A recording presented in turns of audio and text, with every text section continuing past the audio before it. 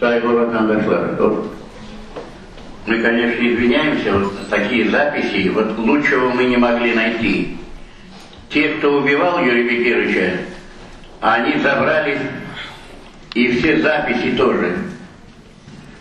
Им мало убить его было. Еще все, что он говорил, еще хотят его интеллектуальный труд тоже присвоить. У них все хорошие записи есть, только для чего им это нам непонятно, конечно. СКНДР.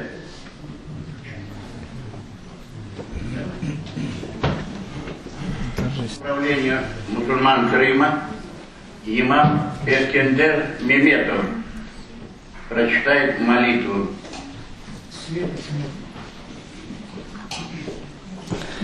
Айдер Свет. Свет. Да. Не отвлекайте, Айдер от работы. Молитву тоже народ. Пожалуйста.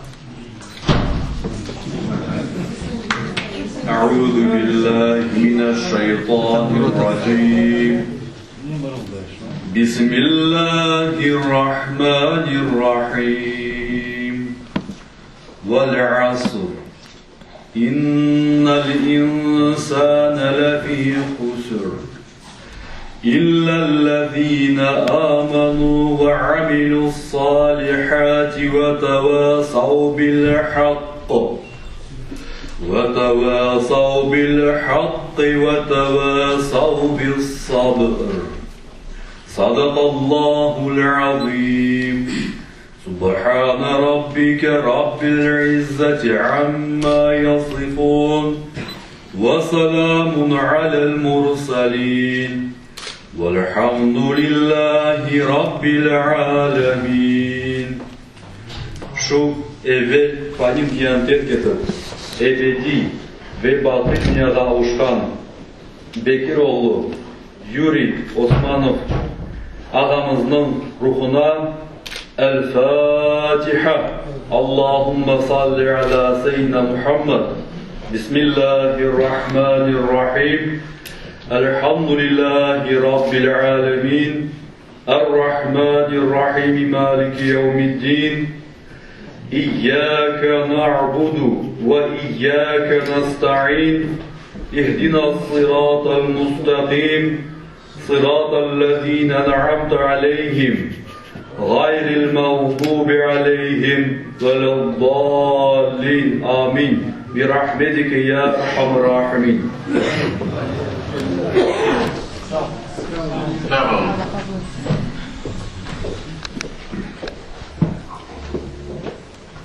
Saygılı ve hürmetli vatandaşlar ve misafirler, дорогие соотечественники и гости, сегодня мы отмечаем 75-летие со дня рождения выдающегося представителя крымтатарского народа, одного из самых преданных патриотов крымтатарского народа.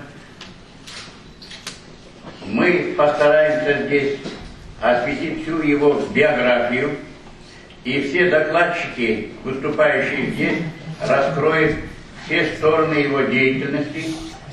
Постараемся, значит, то, что всю его деятельность касающаяся, он писал много стихов, прочитают дети и взрослые, прочтут его стихи, написанные Юрием Бекировичем Османовым. Ну и обещали тут еще и артисты помочь нам, значит, выступить, спеть крымтатарские национальные песни, которые он очень любил тоже. Вот. Пока я что-то никого здесь не вижу, может, опаздывают они.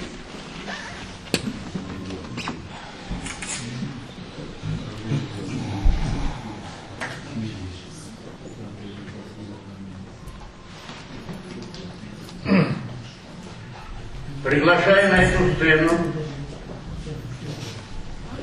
для приветственного слова заместителя председателя Совета министров Республики Крым Балбек Руслана Исмаиловича. Он там поест. Ну, пойди. Скажите там это, да?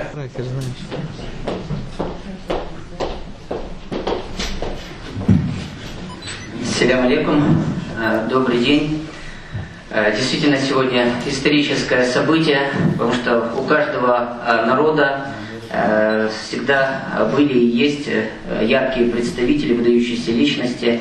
Вот и у крымско-татарского народа был и есть такой представитель, это Юрий Бекирович Османов. Вот, и убежден, что его имя, вот то, которое действительно он с гордостью пронес всю свою недолгую жизнь, оно будет восстановлено. Сегодня мы этим мероприятием закладываем вот тот посыл, который обяжет нас и всех наших потомков помнить его. Он будет обязательно вписан во все учебники истории. Естественно, это и роль в крымско-татарском национальном движении.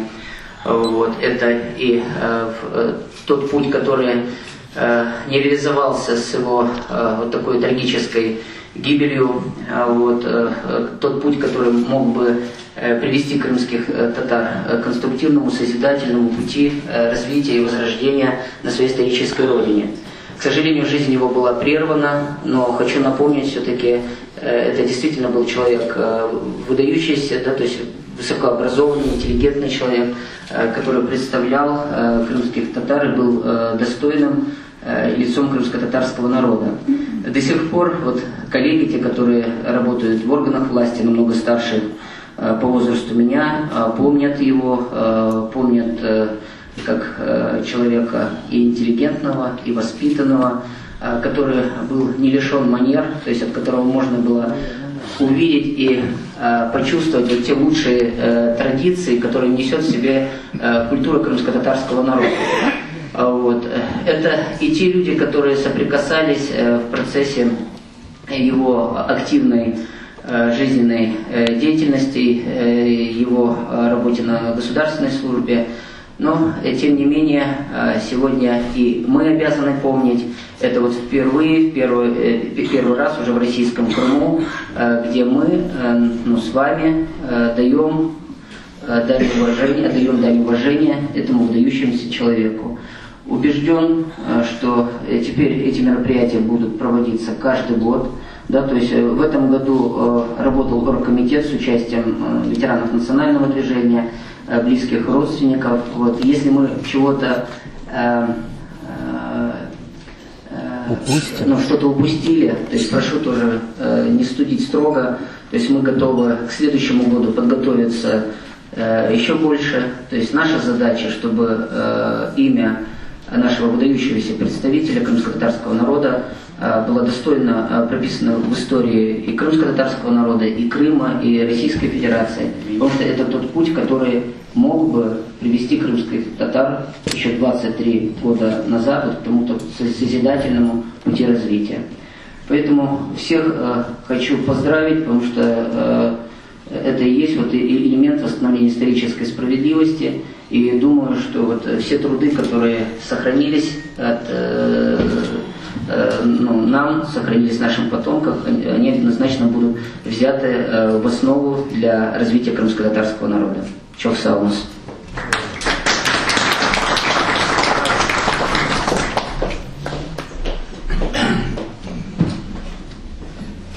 Сайбы Кемаль, разрешите мне рассказать его биографию коротко. Вот он прожил не очень долго, но, может, очень насыщенно прожил. Вот постараемся, значит, в его биографии отразить. Вот. Прошу внимания, значит. Родился Юрий Бекирович 1 апреля 1941 года в деревне Выхарале Салбатского района Крымской ССР в семье агрономов. Мать Мария Владимировна Гущинская, по национальности белорусская. Отец Бекир Османович Османов, крымский татарин. Он был легендарным партизаном-разведчиком. За его голову рейхсканцелярия назначила премию 100 тысяч немецких рейхсмарок. В 50-х годах один из инициаторов и до последних дней жизни активнейший участник национальной движения крымских татар. Дед Юрия Осман Эфенди, преподаватель точных наук медресе, был одним из просвещеннейших и свободомыслящих людей Крыма. В 1958 году Юрий Бекирович в Фергане окончил школу с золотой медалью и поступает Московское высшее техническое училище имени Баумана. Окончил в 1965 году, работал по направлению в Объединенном институте ядерных исследований в городе Дубне и в Институте высоких энергий в городе Серпухове, где работал над проблемами приоритетных отраслях физики и стал многообещающим физиком-ядерником. Ему было выдано 5 запатентованных авторских свидетельств на изобретение. Как было сказано, Юрий Бекирович родился в семье активнейших участников национального движения. Обучаясь в институте, свое свободное время отдавался национальному движению. В то же время начал досконально изучать наследие великого просветителя Востока Исмаила Гаспринского. Лишь после его смерти представителям национального движения удалось напечатать его труды.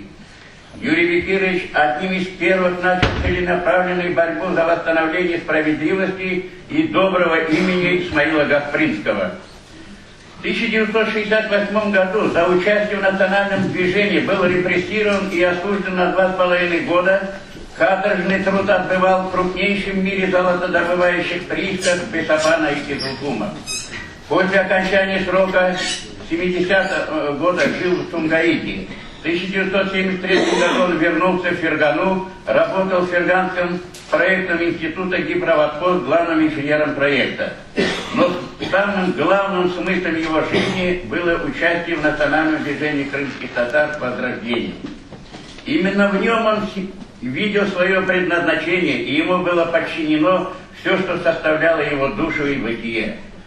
Неоценима его роль в национальном движении. Все основные фундаментальные документы национального движения были написаны им или под его редакцией при его активном участии.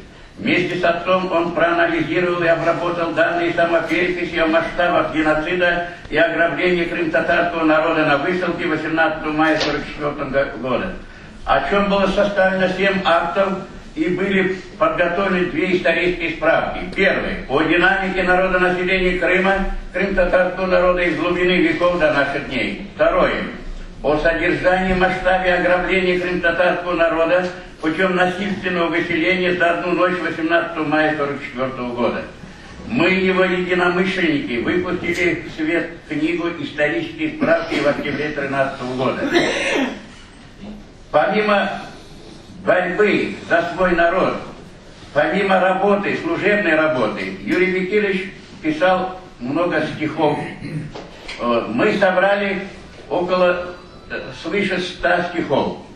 Где бы он не останавливался, в гостях у кого-нибудь, он всегда где-нибудь там на салфетке или там на какой-то бумажке всегда оставлял либо стихи, либо записи по национальной проблематике. Если у кого-то дома сохранил, просим в семью вернуть эти документы, когда мы будем переиздавать книги, чтобы эти стихи тоже, значит, народ услышал и читал. Стихи начал писать в 1962 году. Первое серьезное стихотворение появилось в 1965 году в самиздате. Такие стихи, как «Голос Родины», поэма «Я обвиняю» стали одним из поводов репрессирования. Юрий Бекирович написал, как я сказал, уже более 100 стихов. С 1974 года занимался литературными переводами поэзии крым-татарских поэтов Амги Герайбая, Бекира Чубанзаде, Шевки Бектюре. В 2008 году нам, его соратникам, удалось выпустить его книгу «Крым, Родина моя».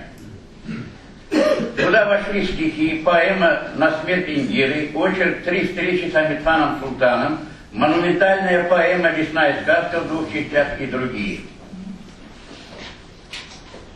Вот разрешите мне немного прервать биографию, да? И я хочу предоставить, раз мы о стихах заговорили, у нас молодежь, которая подготовила стихи, прочитает ее, а потом я продолжу эту биографию. Приготовьте каменские школы эти. Вот свет убрать, у них по глазам бьет. Туда бежать надо. Нет, не свет. Смотри, выключи отражение. Юрий Усманов под жарким солнцем Крым безводен, плохой работник тут не годен. И что взрастить на камнях плод, пролить на камни нужно пот. Пастух с горы, ни хан, ни барин, мой милый друг, простой татарин. Ведь как воспитанный трудом, в Ташкенте он построил дом. И вот опять Бахчисарай, родимый Крым, заветный край. И вновь татарин строит дом, чтоб внуки вечно жили в нем. Таирова Диляра, школа номер 42 имени Шейха Шемизаде. Роза. Юрий Османов. Скажи, садовник, что такое роза? Ведь это плод искусства твоего. Сказал садовник, не хотя и просто. А это корень, стебель, лист, цветок. Ну а шипы? Шипы. И это роза. Как человек, мозоли, руки, мозг. И как зима. Туманы, снег, морозы, сосульки, оттепи, сугробы у дорог. Так что, растите для людей шипы? Нет, не шипы, не венчик, розу. Как жизнь, поэты и клопы, коварство и любовь, любовь и слезы.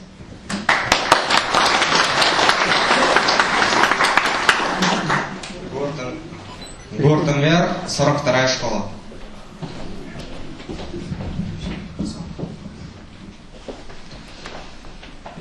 Юрий Османов, представьте, что открылась дверь. Представьте, что открылась дверь. Почему так волнуется? Уже просто.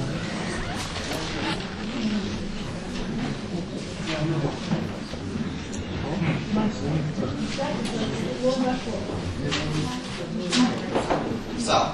Представьте, что открылась дверь, и он вошел в сахарку и сирени. Вослед ему ворвались ветра, трели, и звук земли, и шорохи, и тени.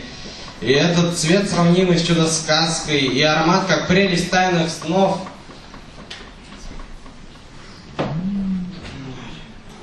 Прочитай.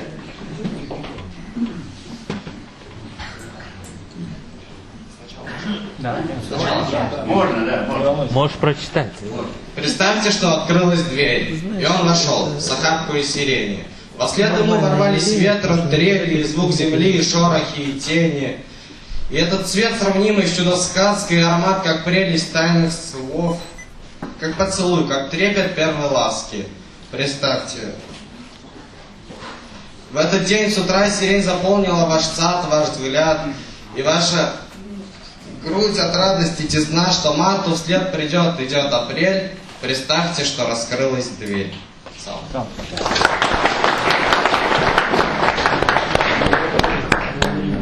Разрешите мне продолжить биографию. В 1981 году, в момент подъема движения, снова обрушились репрессии. Юрий Османов был осужден на второй срок. Сначала он отсидел в лагере строгого режима 3 года в поселке Табага в Якутии с ее суровыми морозами и каторжным трудом. С первых же дней ему дали понять, что назад путь закрыт. Среди многих вариантов продолжения расправы был избран самый изощренный. За 3 дня до освобождения по истечении срока в наручниках он был доставлен в Благовещенскую спецлечебницу КГБ, где ему ясно намекнули, что это будет пожизненно. Вот здесь вы обретете свою Крымскую АССР. Более 2 лет ему пришлось провести в Благовещенске без суда и следствия. С сентября 1987 года, в период перестройки, он на свободе. Вернулся на свою прежнюю работу и снова активно включился в национальное движение. Он находился в гуще событий во время погрома турок-месхетинцев в 1988 году. Именно при его активном участии инициативой был предотвращен в то же время погром крымских татар. В 1989 году Османов был приглашен в комиссию Совета национальности Верховного Совета СССР по проблеме крымтатарского народа.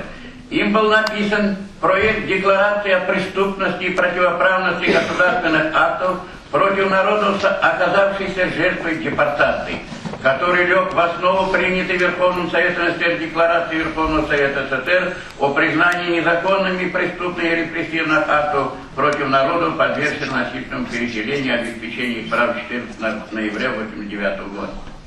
Национальное движение крым-татар под руководством Османова в этой комиссии выработала и подготовила судьбоносные для крым-татарского народа выводы и предложения комиссии по проблемам крым-татарского народа, куда вошли в основном все требования народа за 45 лет борьбы, сформированные в его наказе своим представителям.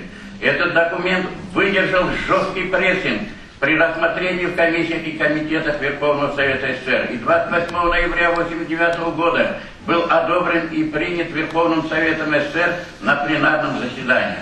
Данным постановлением наказ крым-татарского народа оформлен, воплощен нормативно-правовой акт высшего органа государственной власти СССР, то есть закон, принятый в установленной Конституцией порядке и обладающий наиболее высокой юридической силой. В соответствии с этим законопроектом 29 января 1990 года создается государственная комиссия и подготавливается программа организованного государственного возвращения крым-татарского народа на родину Крым. 1 октября 1990 года в Крыму впервые после выселения нашего народа был образован единственный государственный орган крымских татар – Комитет по организации возвращения и восстановления прав крым-татарского народа на родине в Крыму. Юрий Викторович назначен был исполняющий обязанности председателя комитета. Под его руководством была разработана структура комитета и положение о нем. Были созданы строительные подразделения, ПМК и кресты. Юрий Викторович требовал от руководства Крымской области включить имеющиеся мощные строительные подразделения, которые работали на программу строительства домов для русско-украинских переселенцев в Крыму, программу возвращения крым-татар, но силой, противодействующей возвращению, срочно перебросили их в Херсонскую и Запорожскую области. Большую роль сыграло выступление Османова на съезде народных депутатов СССР в утверждении плана финансирования целевой программы 3 статьей бюджета СССР 250 миллионов по осуществлению первоочередных мер, связанных с возвращением крым-татар на родину в Крым. Там же он убедил председателя правительства СССР Николая Рыжкова подписать документ на финансирование комитета в Крыму. Юрий Викторович в комитете видел переходный исполнительный орган по восстановлению государственности крым-татарского народа Крымская АССР. С целью удушения комитета властями были организовано противодействие его работе с самими крымскими татарами через ОКНД Меджлис. Механизм был прост. Власти на местах не выделяли татарам земельных участков, хотя схемы генпланов для этих целей были уже разработаны и подписаны еще в 1989 году. Вот карта. Вот здесь все самозахваты. В 1989 году еще народ не возвращался массово. Подписанный главным землеустроителем района Симферопольского, главным землеустроителем города, главным архитектором города Симферополя, главным архитектором района, подписанный председателями райисполкома и горисполкома. Значит, как делали? Вот люди идут, они должны свободно получать, все это выделено уже. А они это, наоборот, говорили, вот, не дают, вот идите на самозахваты. И вот в результате сговор был. В результате у нас появилось 300 участков. Значит, что выиграло вот эти власти, лжевласти? На этих 300 участков не были построены ни дороги, ни коммуникации, ни газ, ни электричество, ни вода, ни школы, ни детские сады. И до сих пор нету во многих этих. Вот они выиграли, а сами захватили весь Южный берег.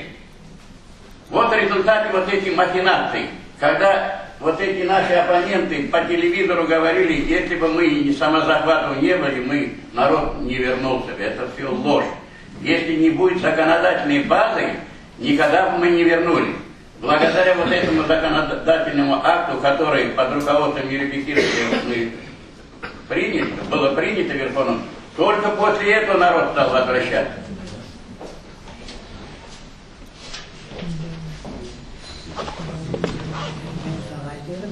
Основная цель вот этих противодействий – разрушить концепцию законопроекта о выводах предложений Комиссии Совета национальности Верховного Совета СССР по проблемам крымско-татарского народа, подготовленных национальным движением.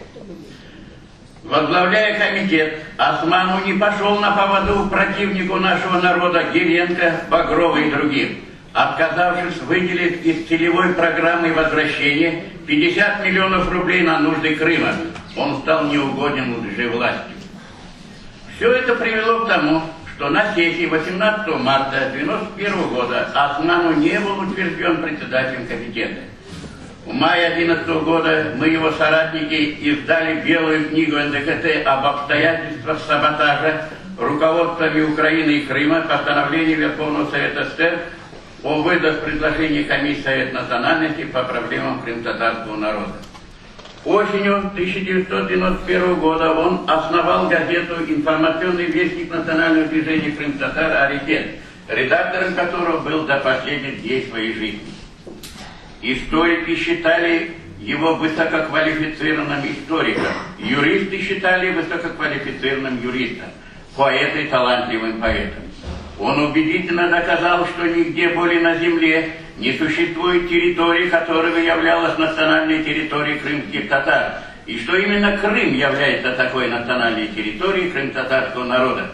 А потому именно в Крыму 18 октября 1921 года был создан правовой государственный режим, обеспечивающий национально-территориальную, хозяйственную, экономическую, языковую целостность, политическую суверенность, то есть жизнеспособность крымско-татарского народа, как коренного на своей национальной территории, что никоим образом не ставит под сомнение гарантий национального равноправия и других политических и социально-экономических прав иных национальных групп на полуострове.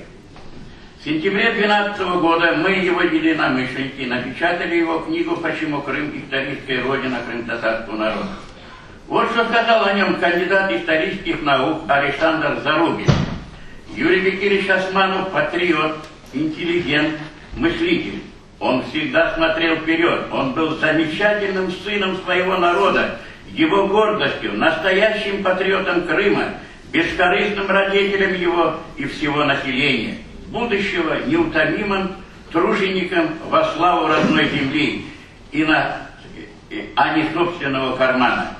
Крым без Юрия Бекировича Османова не тот Крым. Только в 1992 году он смог перевести свою семью, жену и дочь из Узбекистана в Крым. В 1993 году стал деканом факультета востоковедения Международного Таврического эколого-политологического университета. Ректор данного университета Камынина сказал о нем: Юрий Бекирович внес огромный вклад в формирование университета, а именно факультета востоковедения. Именно он почувствовал необходимость создания этого факультета в Крыму и принял большое участие в развитии учебной программы. В основу положил идею Гаспринского о единстве Востока и Запада.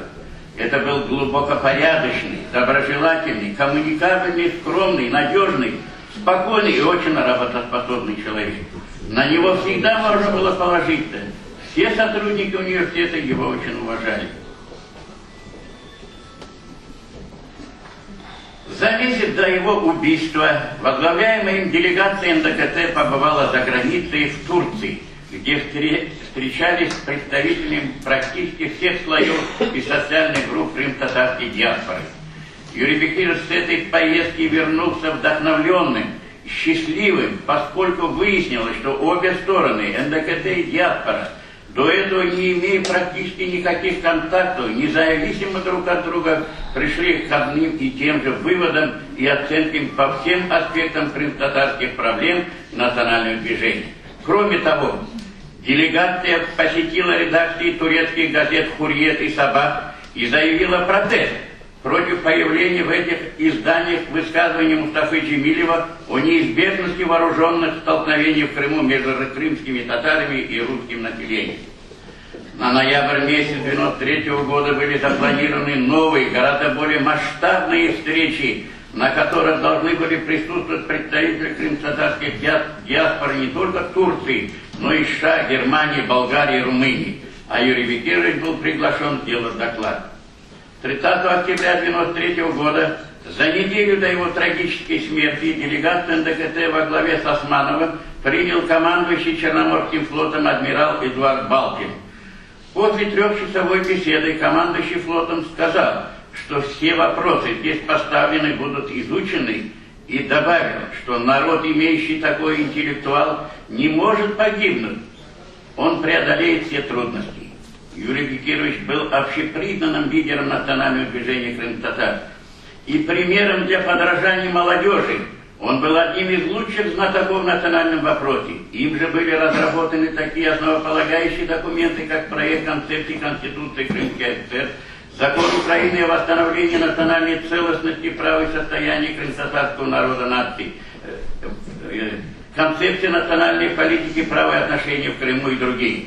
Османов Юрий Бекирович отдал свою жизнь за то, чтобы мир жил по законам человечности, правды, справедливости, равенства и взаимодоверия между всеми национальностями, ныне проживающих в Крыму. Лучшей памяти о нем, воплощение в жизнь его великой мечты о возвращении всего крымтатарского народа к родным очагам, восстановлении всех его папранных прав, которые он имел до насильственного преступного выселения, и процветание в единой семье, как равного среди равных. Он провел 8 лет в самых тяжелых условиях строгого режима тюрем, лагерей и спецлечебниц КГБ. Остался живым, но у себя на родине, в мирном Крыму, в борьбе за которую он отдал столько сил и энергии, столько бессонных ночей и дней свободы, был зверски убит нелюдями 6 ноября 1993 года. Журналистка Туманова написала о нем: ученый, политик, журналист. Он добивался справедливости для своего народа, при этом не строил хоромы для себя, как не строил заборы для других и убит. Аллах рахметли. Так, Фатма Асанова появилась-то? А, моя золотая, давай сюда. Так, немного выше. Нет, потом. Алейкум. Ведущая артистка Крым-татарского театра, заслуженная артистка АРК Фатма Асанова. Наша любимая артистка. Есть прекрасные, мудрые, напутственные слова дочери. Я бы хотела их сегодня прочитать. На мой взгляд, они могут служить напутствием для любого человека. Не бойся правды и не бойся лжи. У лжи одна особая примета. Она своей петляет виражи, как сохлый лист в последних числах лета. Врагам улыбок сладких не дари, и с ними не толкуй, умильно и приятно. Нигде и никогда бесчестьем не сори, отвадив истину полезностью превратной. Не бойся правдой оскорбить врага, и да не будет трус твоим соседом. Пренебрегай словами дурака и никогда не сожалей об этом. Я не могу сегодня не прочитать посвящение крымско-татарской женщине. Кто еще нам почитает, если не мы сами? Татарской женщине в день праздничной весны стихи и помыслы мои посвящены. Той, чья душа искрящейся родни, той руки, чьи нас любят с колыбели, наш оттирая пот с висков седых, той, чьи глаза вослед сквозь дым глядели, когда мы шли дорогами войны, когда мы в тюрьмы шли за свет свободы, той голос, чей нам айени слагал, и, обнимая нас, так сладко целовал, и с нами шла сквозь бури и невзгоды. Татарской женщине в разлив большой весны волшебные цветы должны быть отданы, и милой Родины дыхание и тепло, горячие сердца несломленных борцов. Татарской женщине стихи посвящены, той, чьи глаза сиянием полны, отвагой и умом в дни мира и войны.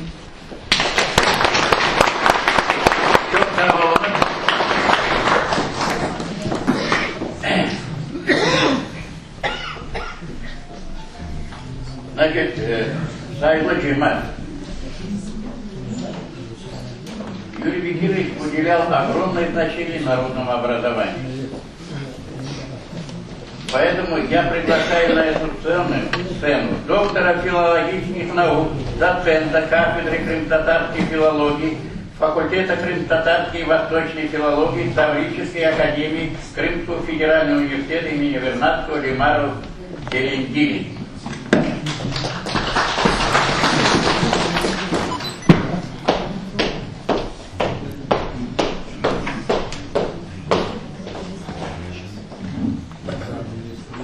Так, минуточку внимания, да?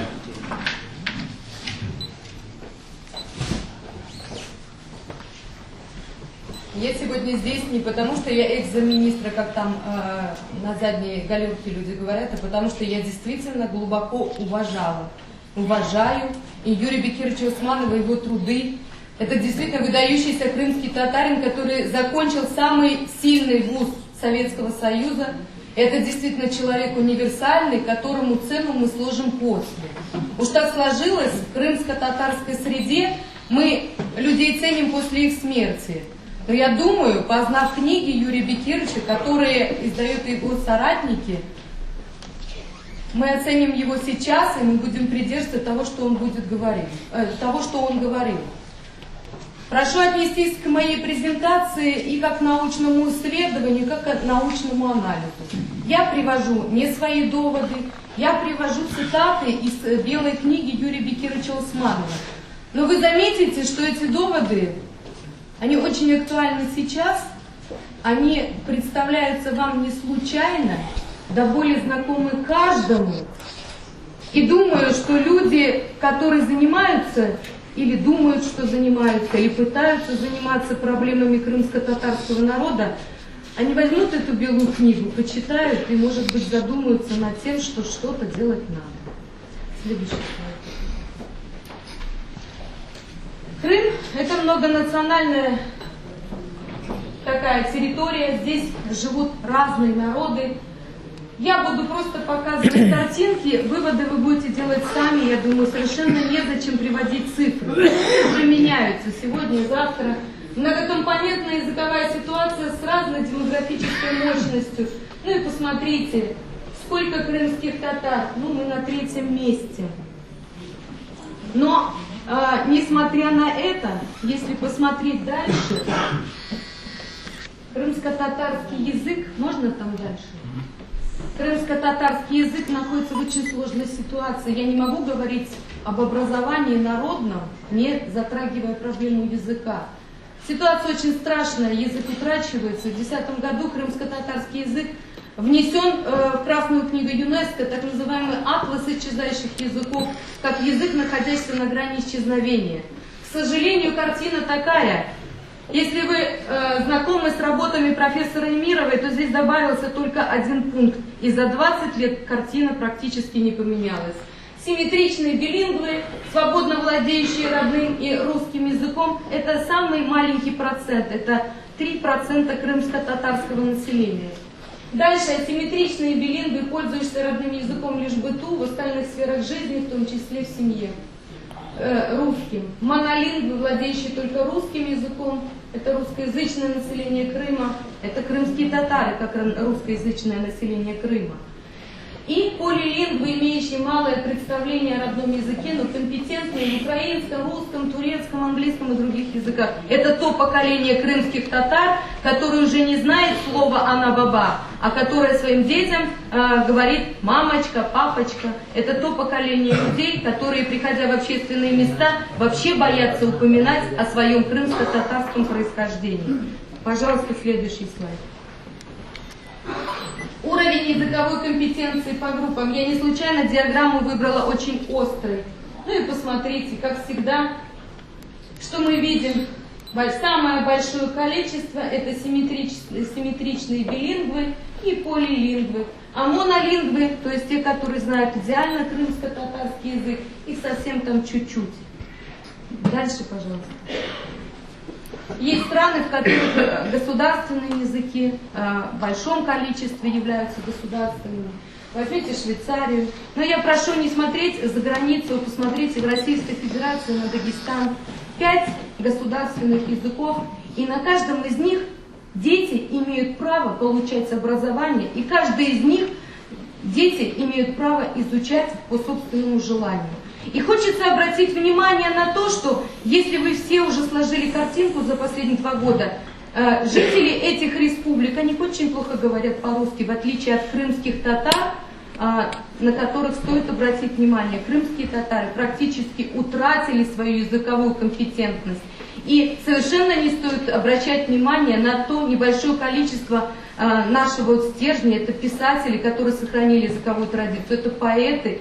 И 2 факультета, которые у нас есть. У нас нет ни научных центров, ни научных лабораторий, и ничего, что могло бы, что позволяло бы нам защищать родной язык и родное образование. У нас даже нет концепции образования. Украина нас водила 25 лет за нос, и последние 2 года этот вопрос абсолютно не поднимается. Идем дальше. Вот картина состояния образования, вы все знаете. Продолжаем дальше. Вот количество учащихся, посмотрите. Крымских татар здесь можно видеть. Нас даже сантиметром измерять уже нельзя на таких диаграммах. Только через бинокль. Да, только через бинокль. Это, к сожалению. Мы иногда громко говорим, но это наша беда, это не радость. Наш народ исчезает, и это реальные показатели международных организаций. Когда мы говорим, что мы должны помнить людей, на самом деле народная память такая короткая, что стирается все очень быстро. Следующий слайд, пожалуйста. Проблема в том, что стартовые условия для изучения этих языков, они очень разные. Как в 2012-2013 учебном году, ну так и сейчас.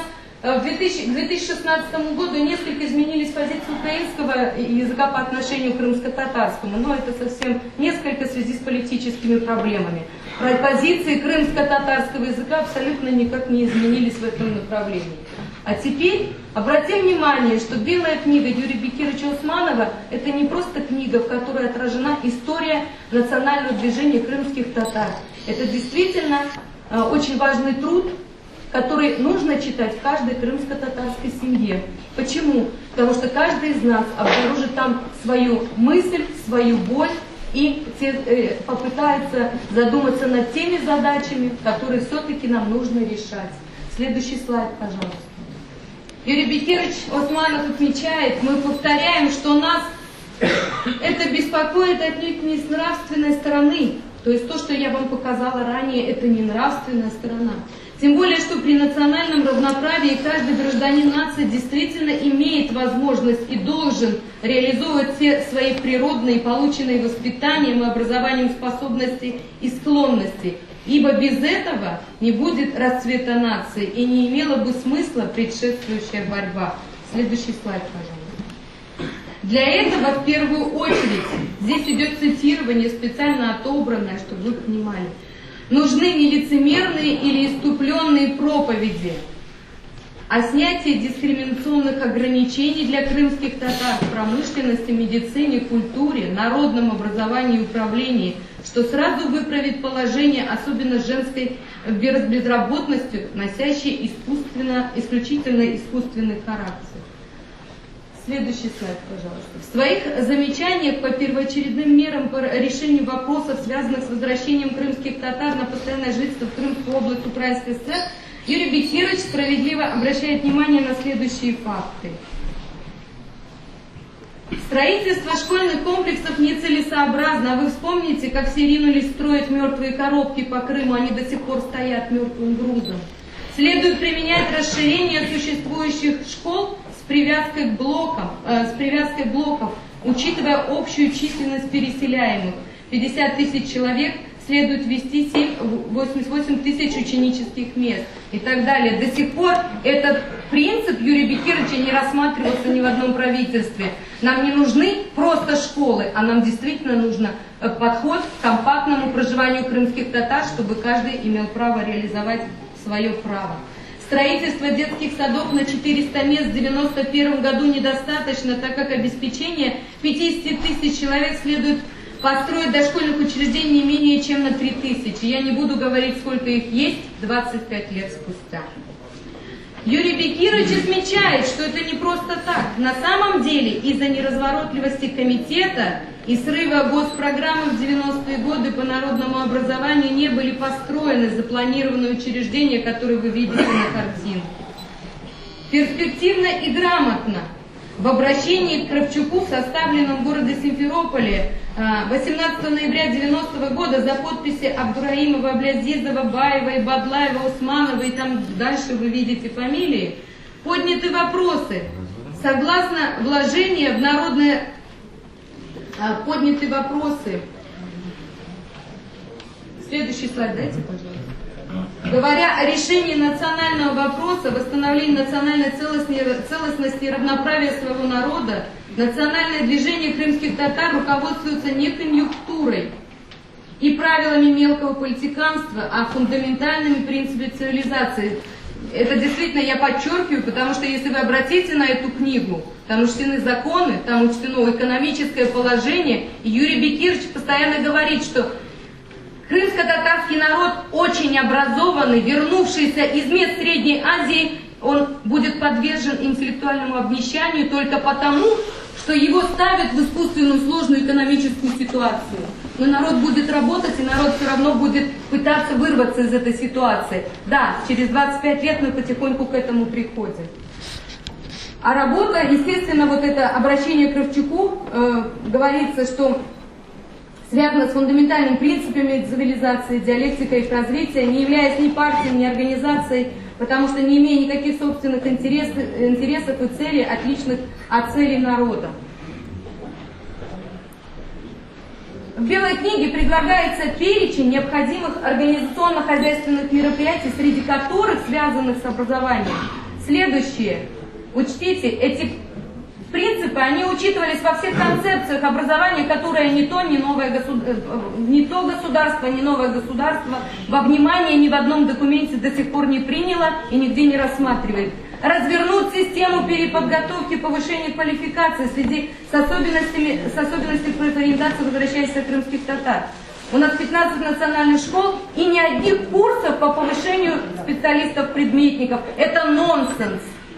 Мы не готовим специалистов-предметников на крымско-татарском языке. Это значит, кто-то играет с интеллектуальным развитием нашего народа и готовит нас к провальному интеллектуальному обнищанию. Об этом постоянно говорит Юрий Бекирович Усманов. Надо преодолеть интеллектуальное обнищание нации, подключить вузы Украины, а я думаю, если мы сейчас это перефразируем под настоящее время, это очень актуально. Подготовки дефицитных в их среде кадров, АПК, право и так далее. Учитывая важность подготовки кадров, строительных рабочих и так далее, необходимо обращать на особенности проживания крымско-татарских детей. До сих пор многие дети проживают в общежитии. Эти дети имеют очень сложную экономическую ситуацию, и государство никаким образом, никакой мотивации для их поддержки не дает. Я, как преподаватель факультета крымско-татарской и восточной филологии, с полной ответственностью заявляю, что на нашем факультете обучается около 50% детей не только из малообеспеченных, но и из неполных семей. Из семей, где дети выросли сиротами, они требуются в особом уходе, в особой поддержке и заботе. Почему? Потому что их родители находятся в состоянии экономического разрыва на протяжении 25 лет. Вечная стройка, вечное недоедание, вечное недомогание. И, естественно, как наш народ, все болезни, все поглощает наш народ от хронической усталости и постоянного наплыва вот тяжелого фактора. Для обустройства научных кадров из крымских татар и усилия научного фактора в экономике поручить Академии наук СССР войти в контакт с Академией наук Узбекистана и СССР на предмет восстановления в Крыму филиала Академии наук. Время не прошло. Мы как раз таки находимся на таком историческом этапе, когда можно создать Академию наук, когда можно вспомнить о научных кадрах. Я, будучи доктором наук, на протяжении 20 лет проживаю в общежитии. И не потому, что я не такая расторопная, как другие, а потому, что наука занимает очень много денег. Из тех бюджетных средств, которые мы зарабатываем, альхамдулилля, мы все живем как можем, как предписывает Аллах. И, естественно, без помощи государства, таких я не одна, была бы одна, может быть, не говорила бы об этой проблеме. Государство не заботится о людях, которые живут в общежитии, не заботится о научных кадрах, абсолютно никак. Так, минуточку. Министерство образования никоим образом не изучает научный подход к проблеме образования. Чиновники Крыма должны понять, что без концептуального подхода к образованию, организации самого процесса вхождения крымско-татарского языка в систему крымского образования все остальные меры бездейственны. В отношении государства к языку выражается реальное отношение к народу, на нем говорящему. Законодатели обязаны защитить образование на крымско-татарском языке и сам крымско-татарский язык, который находится на грани исчезновения не только как государственный язык, а как и язык местного населения, согласно 4 статье Закона о языках народов Российской Федерации, компактно проживающего на территории Республики Крым и не имеющего собственной государственности нигде в мире. Что имеем? При принятии закона об образовании в Республике Крым не было учтено ни одно предложение крымско-татарских общественных организаций, ученых и специалистов. До сих пор не разработан, не принят закон о функционировании госязыков в Республике Крым и о государственной поддержке крымско-татарского языка. Почему? Думаем, что при разработке нормативно-правовой базы нового субъекта Российской Федерации, как и нормативно-правовой базы по Крыму в Украине, наблюдается старое явление, определенное Юрием Бекировичем Османовым, как профюмизм.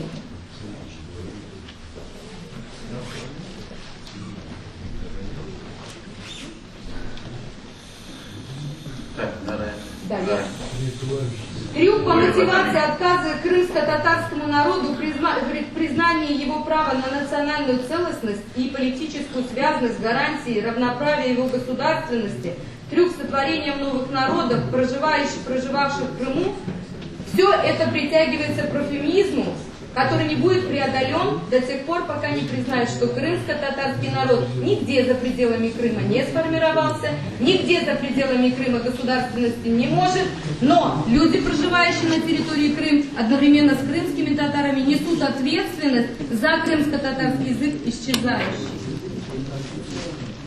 Дальше я вам хочу просто привести 2-3 слайда. Пройдите, пожалуйста. До письма управления.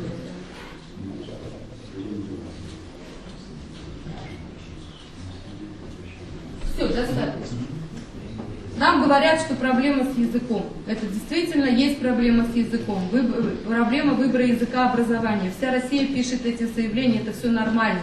До тех пор, пока мы сами не возьмем ручку, писать их не будем. Будучи уже гражданами этого государства, естественно, ничего с места не сдвинется. Но у меня возникает вопрос, опять-таки, обращаясь к белой книге Юрия Бекировича Османова. Я не просто заговорила об этом письме. Давайте следующий слайд. Это письмо Управления народного образования, которое обращает внимание заведующих отделами, руководителей учреждений на недопустимость необоснованных отказов введения родного языка, открытия национальных классов, школы, групп, детсадах, приеме на работу соответствующих специалистов и так далее. Оно было подписано там начальником управления того времени Романенко Валерия, исполнитель был Коврайский. Хватило же у них тогда такой силы воли. Фактически мы живем при нынешних таких же законах, они фактически не поменялись. Немножечко дополнились. Тогда, насколько я помню, я была ученицей 10 класса в то время. Я знаю, что мы обучались на русском языке, полкласса шло изучать украинский, полкласса шло изучать крымско-татарский. И заканчивая такой фразой: наш народ снова поставлен в условия просителя, ожидающего своего кнута и пряника. Это слова Юрия Бекировича Османова. Ни один народ не может жить благотворительностью самых милых, доброхотов. Да и с какой стати уподоблять крымско-татарский народ какому-то первобытному племени, который без Миклуха Макла или другого миссионера, свалившегося с луны нам на голову по щучью велению, не найдет пути цивилизации. Самое главное, у крымско-татарского народа, можно следующий слайд, есть наказ. Этот наказ содержится в Белой книге, имеет 65 тысяч подписей. Так вот, этот наказ – это самое главное правило, которое должен придерживаться каждый из нас. Я думаю, что мы будем читать труды Юрия Бекировича. Я думаю, что мы будем задумываться над ними. И самое главное, что я хочу сказать, это не помпезно, это очень больно, что мы утратили такого выдающегося человека. Алла Рамековна.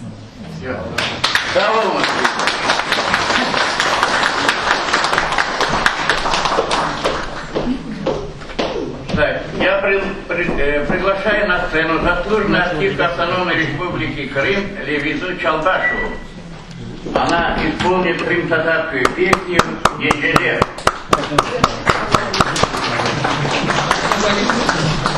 Русско-татарская народная песня «Гордый холм». Кто-то подставил здесь.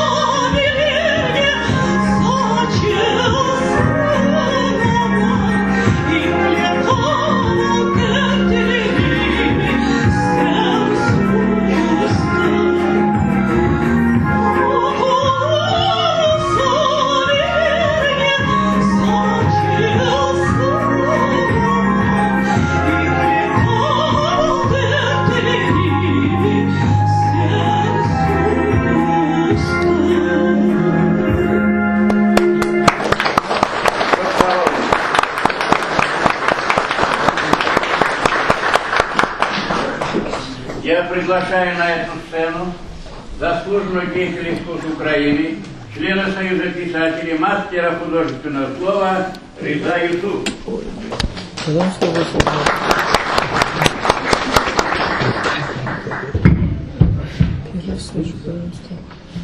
Selam aleyküm saygılı vatandaşlar. Akşam şerifleri hayırlı olsun. Tertibimiz evet çok güzel oldu. Çok laflar oldu. Onun için ben bir-iki sözler aytacak edim. Endi aytmayayım. Özüm vazifemi becereyim. Doğan yerim diyeli koyayım. çatırdağının eteği. İçte ketmey akılımdan çokrakları çeçegi. Bari gelse koy etrafı gül bakçağa aylana. Onda pişkin meyvelerine herkes bakıp sıklanır. Bir gün babam alıp geldi birkaç selvi fidanını. Azbarımız köşesine oturttu fidanlarını. Son çadırı mağaydı. 4 balama 4 terek. Allah derse tamır atar, yeşillenir 4 terek. Men korerim ya da kormem selvilerinin özgenin, ballarımның 4'sü de korer toyga yetkenin. Babam cenkti elak oldu. Biz neyse sürdüler, uzaklarga gurbetlikte yalnız kaldı selviler. İçine çıktı herkes gibi hasret olup yaşadım. Aile kurup, evlat korup, yurttan haber bekledim. Yol açılıp kaydıp geldim, sürgünlükten evime, koz yaşımını zorlan tutup bakıp kaldım selvige. Çatırdakka boyu yetken, kuvvetleşken, yetişken, aman gelip kucakladım tıpkı babam belinden. Dallarını yavaş sıkam, yapraklarını sıypayman, dertlerimni ona aytıp okur okur cılayman. 4 terekten biri kalgan, 3 tanesi joyulgan, kardeşlerim ölgenlerin Allah Teala duydurgan. Akşam sabah men gelemen Turan selvi katında dua edip men dileyim, ömür birdi Allah'dan. Neslin babam joyulmadı, kaldı senden bir bala. Selvi terek kurumadı, da durar inşallah. Baba terek etrafında fidanlar dal atacak. 3 torunun baba koydu, selviler oturtacak. Rıza Yusuf. Sağ olun. Жалко мне этого человека, акценты неправильно выставлены. Я на эту сцену приглашаю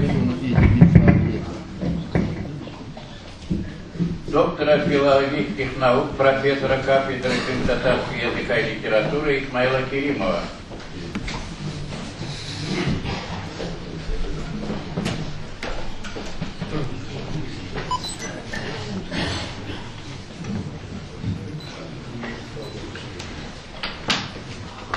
Брайка евел oldu Balemara. Sen de şitanda oturduk Moskva'da. Ben o kadar buna bugün de çıkışta bulundum da.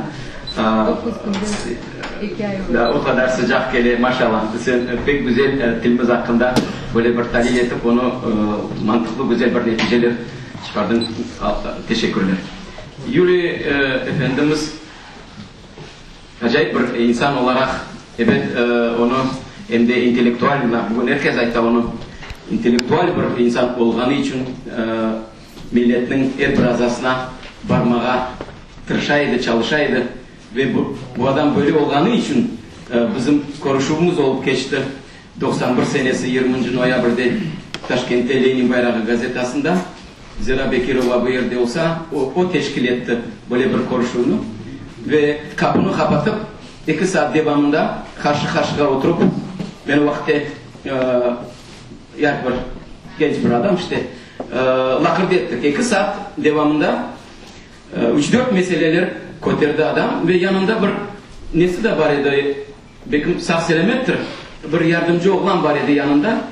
O yanımızda oturup bütün şeylerini yazaydı, lakırdılarımızını. Bekim o yazgan şeyler de vardır dünyada. Evet, birinci olarak Yuri Bekiroviç yıllar devamında Gasprinski'ni öğrengen son özünün fikirlerini, özünün düşüncelerini bu hakkında birevge dayandırmak gerek edi. Ve şu arada da bir sene evvel ben kandidatlık disertasiya koçalagan edim. Gasprinski devrinin onun için böyle bir lakırdımız oldu. Sonra benden soradı. Kırım Tatarca tekst aynı mı Rusçadaki gibi bu Molla Bas romanın Gasprinski'nin en güçlü eserinin? Ben dedim yok. Aynı değil. Ve aynı olamaz dedim. Çünkü aynı olmak için senzura vermez dedi bu şeye. Kapı açmaz dedi. Onun için onu Kırım Tatarcasını 2-3 kere tekrarla bastırdı. Ayrı ayrı kitapçıklar edip ve fırsattan faydalanıp 1905 senesi bu manifest, Çar'ın manifestinden faydalanıp gene bastırdı şu romanın Darurakat Müslümanları degen kısmını. Ve o vakitte lakırdı etken vakitte evet o anladı. Bu Rusça varyantlar okumak için herkesge böyle bir meraklı vakyalar. Ama Kırım Tatarca tekst pek güçlü bir gaye, pek güçlü bir ideolojiya.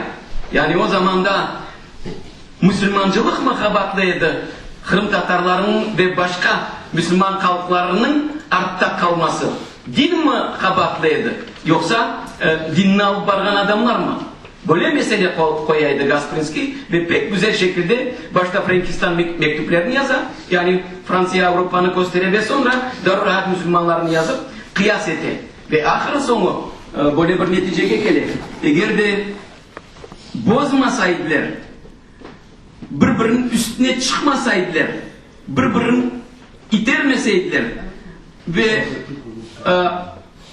ciddi bir, samimi, sağlam bir din üstünde iş tutsaydılar, pek balaban bir, pek büyük bir ilerlemeye uğrar ediler. Bunu son anlayışlı oldu. Bugün de o roman evde çıktı. Normal şekilde okuyunuz. Latin grafikası meselesini de koydum. Siz de nasıl bakarsınız bu şeye? Gerek mi yok mu? Bugün de kaytarıp aytamız.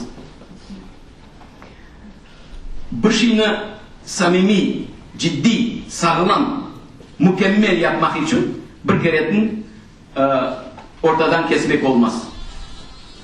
Her şeyini tarih ve vakit gösterir ve hakikaten bugün de iki grafika kullanan ona dokunmamak gerek. Eksi yaşay sonra vakit gösterir ne yapmak gerek olacak. Ama böyle minberge çıkıp da öyle gerek mi bizge bu, gerek mi bizge şu demek pek kıyım. Çünkü eksinde de nuksanlar var. İki grafikada da nuksanlar var böyle bakacak olsanız. Şimdi göz önüne getiriniz. 1000 yıllık Arapçamız var idi. 1000 yıllık Arapçamız, 1000 yıllık kitaplarımız bugün de kim okuyabilir? Bugün de hepsi çıkın yanından işlep çıkarmak gerek. Anlatmalarla, sözlüklerle, bilmem nelerle. Onu da harflarımız anlasın. Yani yaşlarımız ona varmaz ya. Limana haberin vardır. Yakında geçen sene devamında aselet oturup o kadar duygulandım ki o yüzden dilimizde tekrar en canlı yerinden tutup tekrar millete göstermek için. 1292 senesi bizim birinci lügatımız yazıldı Kefe'de. Bugün de onun adı Codex Cumanicus. 1292 senesi. 1312 senesi Asridin Ebu Hayyan'ın 2 ton Kırım Tatarca lügatı yazıldı. Onu değil Kefe Tatarlarının lügatı. Sonra Gollandiya'da çıkan olan matbuatta çıkan Witsen'in 1692 senesi Kırım Tatarca Gollandça lügat. Bugün de dünyada var. Ve sonra başlaylar başka lügatlar ve lahri. Bir misal getireyim. 1833 senesi. 1833 senesi Köppen degen Nemsi adamı bu yerde yaşadı. Ve birkaç sene devamında Kırım Tatarca lügat hazırladı. Kırım'da hakkında çalışmaları var. O lügat bugün de basılmadı. Tatarika deyip koydu o lügatının adını Sankt Peterburg'da arşivde yatı. Ama neyse onu kopyasını yapıp biz bugün çalıştık ve onu meydana çıkardık. Tek yelinin, rüzgarının 12 adını beri. Yel. Bugün de o 12 adının bir kartımız bilip olur mu? Bu yelinin adı böyle, bu yelinin adı Lodos, bu yelinin adı bir türlü de 12 türlü yelinin adlarını beri. Kırım Tatar dilini көтерmek için bugün de yoktan çıkarmak için institutlar gerek. Pek doğru ayttı Leman Hanım. İnstitutlar gerek, hocalar gerek, hadimler gerek, çok adam gerek. Öz başına olamaz. Öz başına biz bugün aysak olan yarın başlayıp lakırdetik Tatarca evde. O olamaz öz başına. Olamay öz başına. Eğer bir ikinci sözde Türkçülemiz. Eğer bir ikinci sözünü başlayınız kıdırma. Ulan Tatarca var mı bunu? Aksi yok mu? Problem onda. Şimdi da bir meseleni ayrıca aytayım. Siyasetle bağlı. Benim fikirlerim. Bizim medeniyetimiz, sivilizasyamız Rusça aytkanda. Eğer de ösmese, ilerlemese, inkişaf etmese, sağlamlaşmasa hiçbir türlü siyaset alıp varamamız. Ne için degende toplaşma yetiştirmeyimiz kavga başlayıp. Kimse kimsenin dinlemez demeyi. Kimse kimsenin anlamaz demeyi. Ulan ya böyle şekilde nasıl çözecekmiz? Sabırlı olmak gerek. Dayanmak gerek birbirimizge. Yok bunda herkes hakkında aytılar. Ya yalnız hem de Gasprinski'den öğrenecek olsak kimseni düşman tutmamak gerek ulan. Ne var düşman tutmak? Bütün garip bir halkını, bütün horlangan halk, bütün Kur'antalarında dünyaca adam ölgen halklar, garipler ne var bizge düşmanlıkka? Ayt fikrin çekil. Yarın değişir. Yani her şey değişir. Su akıp değişir. Her şey değişir. Ben niçin bunu aytam? Çünkü ambitsiya degen şey var. Yani men degende menmenlikler. O halka pek tesir etti. Birevge mülkün mü demek herkesge mülkün. Ama bizge rehber olan adamlar, onlar bizge güzel bir nümune verecek olsalar, güzel bir terbiye verecek olsalar, o başkaca olmak gerek. O vakitte biz beraberleşiriz, çoklaşırız, çözüp olamayan meselelerini çözeriz. Sağ olun. Sağ olun. Переводить надо? Да я могу перевести. Так, я приглашаю на эту сцену Абля Бекбелиева. Значит, это крым-татарский писатель, поэт, исследователь, лауреат литературной премии Бекира Чурбанзаде, заслуженный деятель культуры Автономной Республики Крым. Понятно я сказал? Понятно. Говорите. Ben Rusça, Tatarca hazırlandım, lakin men yaxşı ana tilimde aytsam yaxşı olur. Ne için deseniz? Ben tercüman ederim, ayda bir.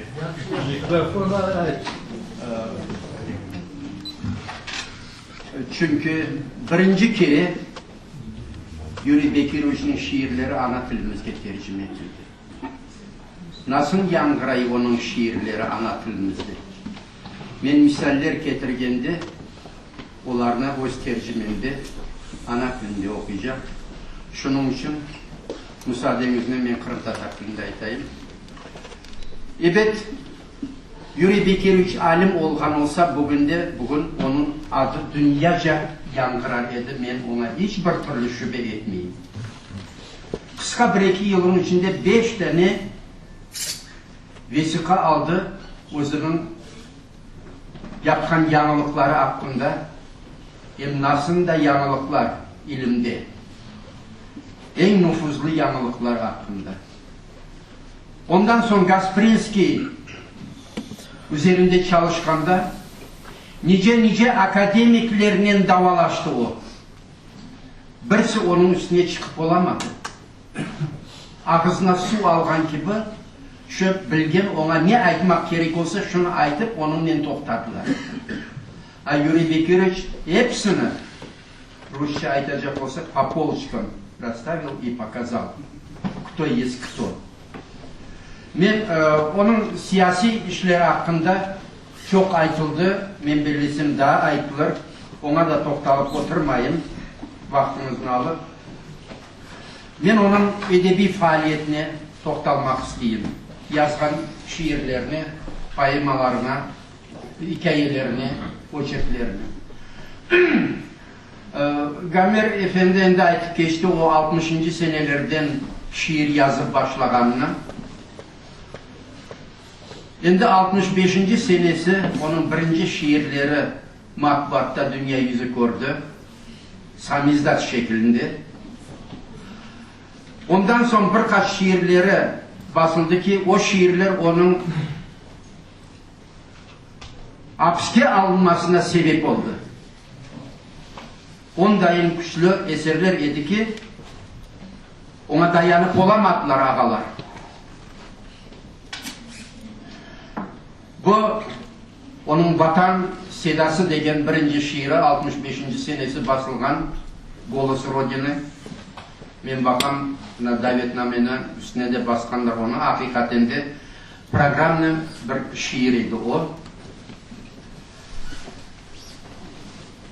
O şiir Yuri Bekirovич'in Kırım Rodina Moya degen kitabına da kirdi. Geliniz şu şiirini ana tilinde dinleyin. Nasıl yankırayın. Vatan Sedası. Olabilir, belki deniz yanar. Degen halkımızda hikmetli laf var. Meni çekiştirse hasretlik, ağrı. Çoksa bu sözler aklıma gelir. Ağır dakikalarda oylarga dalam. Neler yaptım? Şimdi ne yapıp olam? O günde dünya, o günde ana yer. Ey yaşlığım, bana kuvvet ver. Akıl firaset ver. Gadap kalbimde. O şekillengendir muhacirlikte. Namusluluk bana aşlangan. Sen güç ver, ilallık yolunu açkan. Dostlukka inanam, halklarını sevem. Dostlukka, sevgime irade versen. Kuvvet ver mukaddes yerini sevmege. Vatanım sesini iştemkene. Evlatlarının ağlav feryadın. Analar hikmetini eştem aydın. Ey benim acayip yaşlık devranım.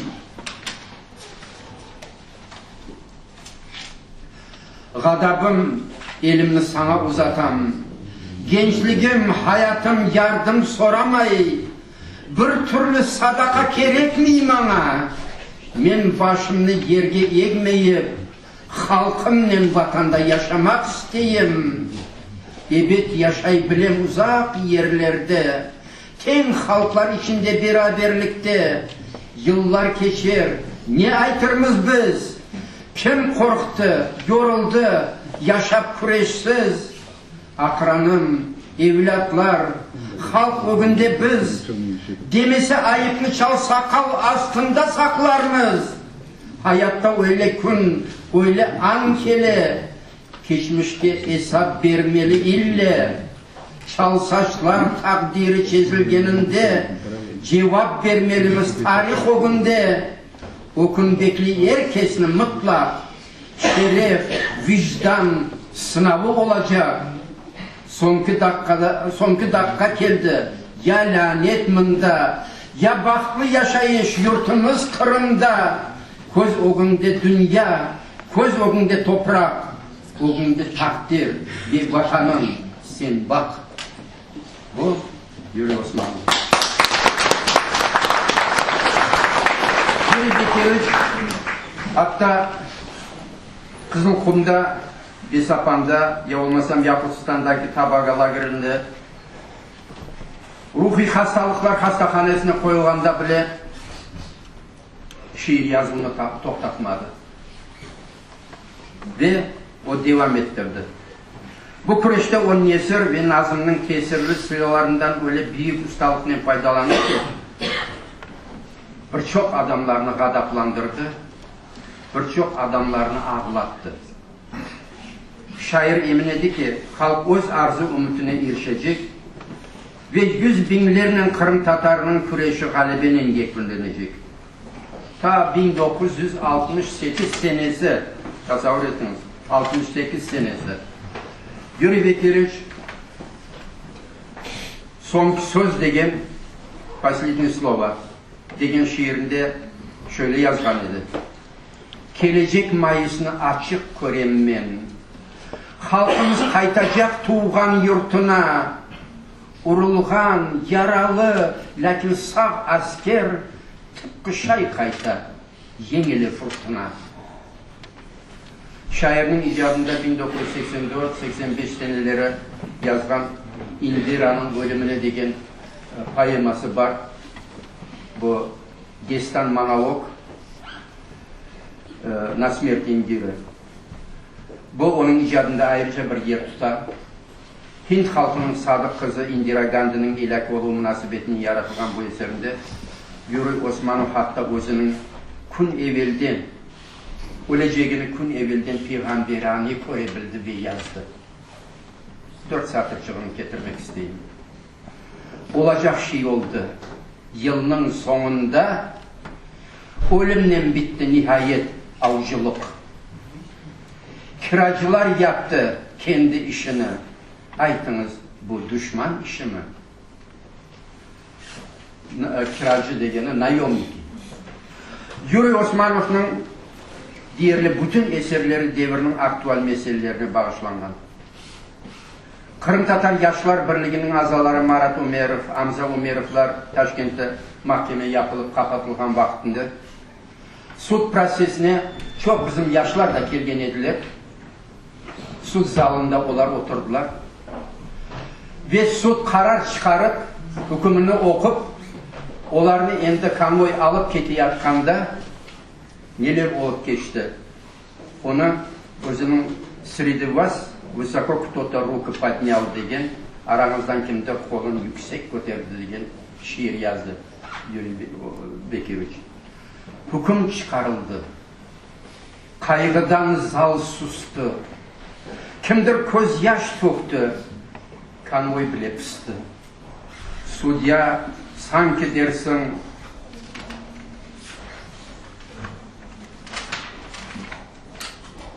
yırtkıç canavar, prokuror ark kapıdan ketmege yol arar. Kimdir hatta köpke büyük güldeste, bu bahar müjdesi, azatlık sesi, halkın oğlanları milletten selam. Katıp kaldı konvoy yerinde şu an. Esli mayor birden çetke tükürüp, güllerini yoğurdu, kıçırdı, okurup, mutlak cezalarım men hepinizni. Bunu halk verdi mi? O da kapalır. Aranızdan kimdir? El koterdi mi? Kimnindir elinde kan gibi güller. Konvoy üzerinden adamlar küleler. Bunu halk unutmaz. Biz yurtka kaytırmız. Öbge arkadaşlar, herkeske aytırmız. Çıdamlı olunuz, cesur yigitler.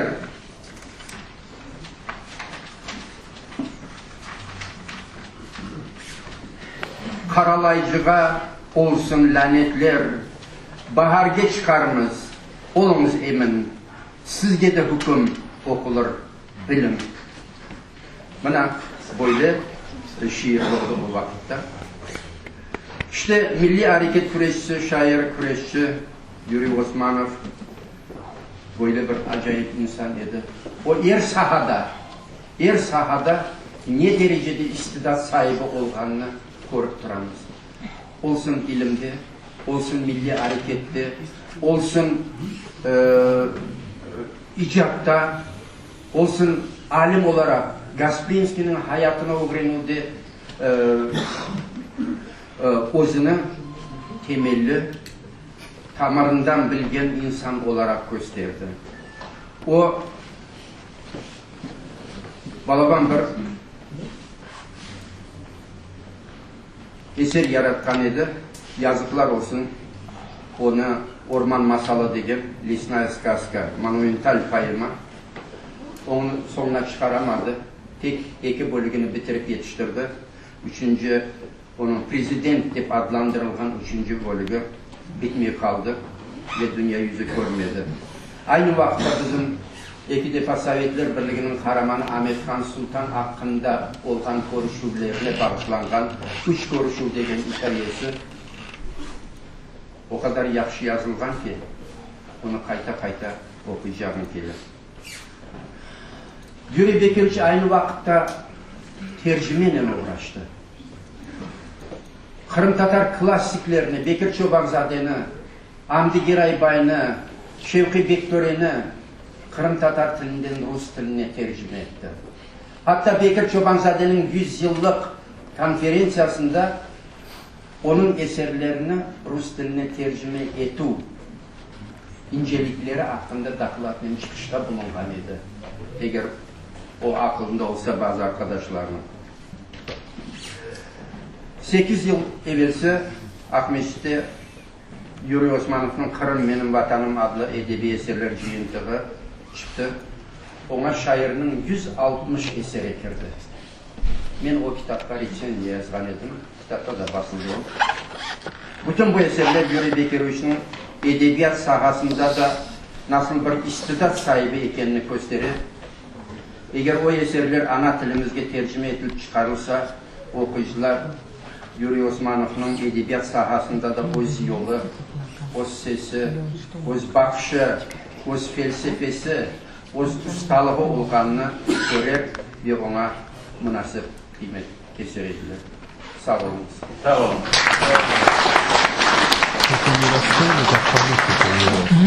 Так, у кого Рено 85, убрать машину, говорят. Да, потом молчу. Есть тут хозяин машины? Сейчас я все-таки вот то, что Аблязова, значит, прочитал это стихи, все-таки перевести хочу на русский язык. Вот сейчас Эмирхан переведет «Голос Родины» на русский язык, чтобы всем было понятно.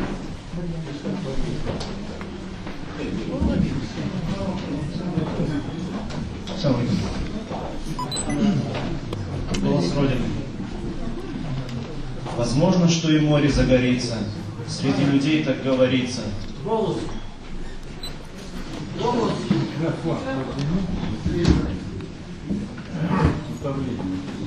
Возможно, что и море загорится, среди людей так говорится.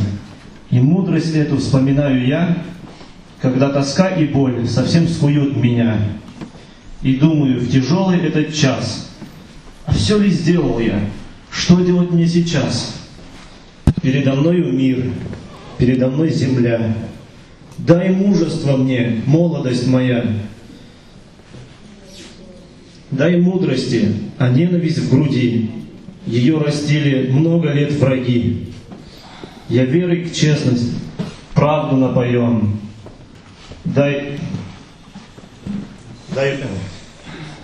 силы к честности, людей пробить заслон. Я в дружбу верю, я люблю людей. Дай волю дружбе и любви моей. Дай силы мне, о память о земле святой. О Родина, я голос слышу Твой. Твой стон и гнев Твоих детей. Благословение мудрых матерей. О молодость прекрасная моя, свой гнев и руку предлагаю я. О молодость, о жизни всей заря. Не жизнь раба, не милость мне нужна. Я жить хочу с поднятой головой, с народом вместе на земле родной. Я жить могу и в дальней стороне, как гражданин, как равный сын в семье. Пройдут года, и что ответим мы? Кто струсил, кто устал бороться против тьмы, ровесник мой, перед людьми, перед детьми. Уже ли сединой бород позор прикроем мы? Бывает в жизни день, бывает в жизни час. Судьба приводит на распутье нас, когда решается судьба твоих седин. Тот день, тот час бывает лишь один. Ждет наше слово день, последний этот час. Честь, правда и любовь благословляют нас. Последний час настал. Или позор в плену, или жизнь счастливая на родине, в Крыму. Перед тобою мир, перед тобой земля, перед тобой судьба и родина твоя. Солнце. Мирим. Так, называй себя, какая школа? Ганиева Мирьям, Крымский инженерно-педагогический университет. Вы любите меня, не любите, не надо. Люблю ли вас, я знаю, что люблю. Но длится интифада. При ней служу народу, королю. Корона сбита, враг ее напялил. Грызутся бюргеры среди рыцарей разброд. Распята родина и расчленен народ. И маловер стопы к врагу направил. Воспрянь, народ, светило не угаснет, и честь твоя восстанет на камнях, и жизнь поднимется, и возродится счастье, и маловер будет скулить: гунах, гунах. Не любите меня, не любите, не надо. Народ, воспрянув, благословит меня. Когда уж стихнет интифада, и к коновалу поведут коня, и, может, в тени орешной сени урок штудировать прилежный ученик усядется без скорости и лени, очистит, укрепит родник. И наш девиз познает и запишет: сверх пользы истина, всего она превыше. Сава Мирим. Слово предоставляется депутату Государственной Думы Федерального собрания Российской Федерации, осуществляющей деятельность в Крымском федеральном округе и городе федерального значения Севастополе. По связям, так, Михаил Васильевич Рябчак.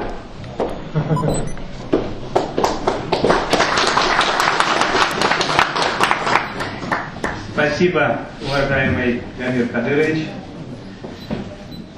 Очень приятно поприветствовать вас в этом замечательном зале при проведении такого замечательного мероприятия, особенно родным и близким Юрием Бекировичем. Люди, которые чтят свою культуру, помнят свою историю, уважают своих лидеров.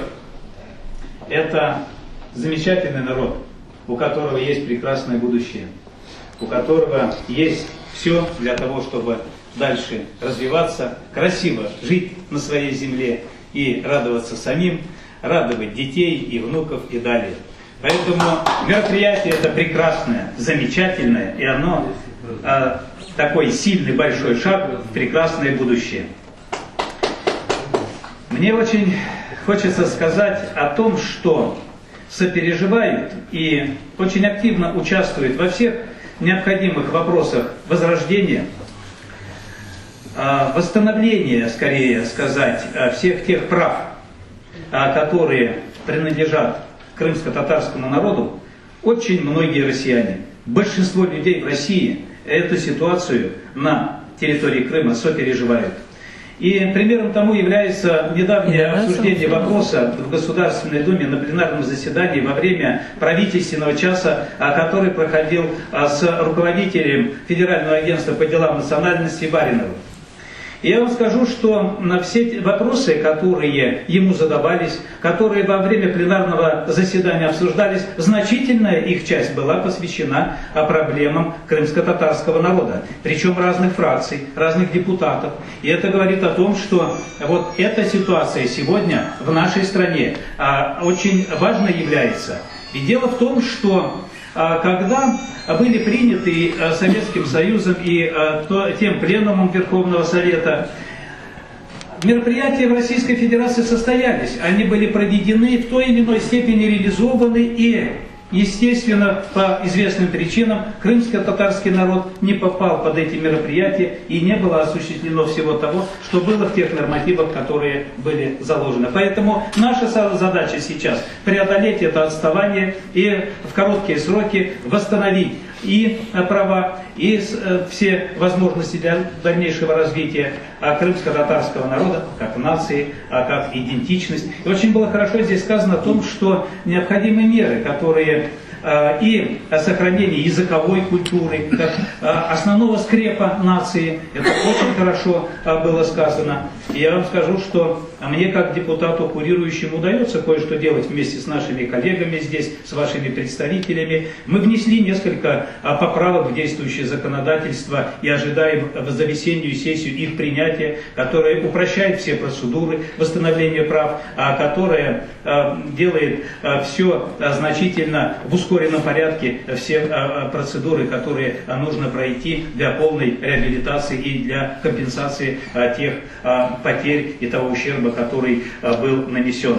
Это первое. Второе, мы вступили в очень такой тесный контакт с Федеральным агентством по делам национальностей, и мы имеем сейчас ответственное лицо одного из руководителей этого федерального агентства, которому закреплен вопрос о проблематике крымско-татарского народа как главный, и он за него отвечает.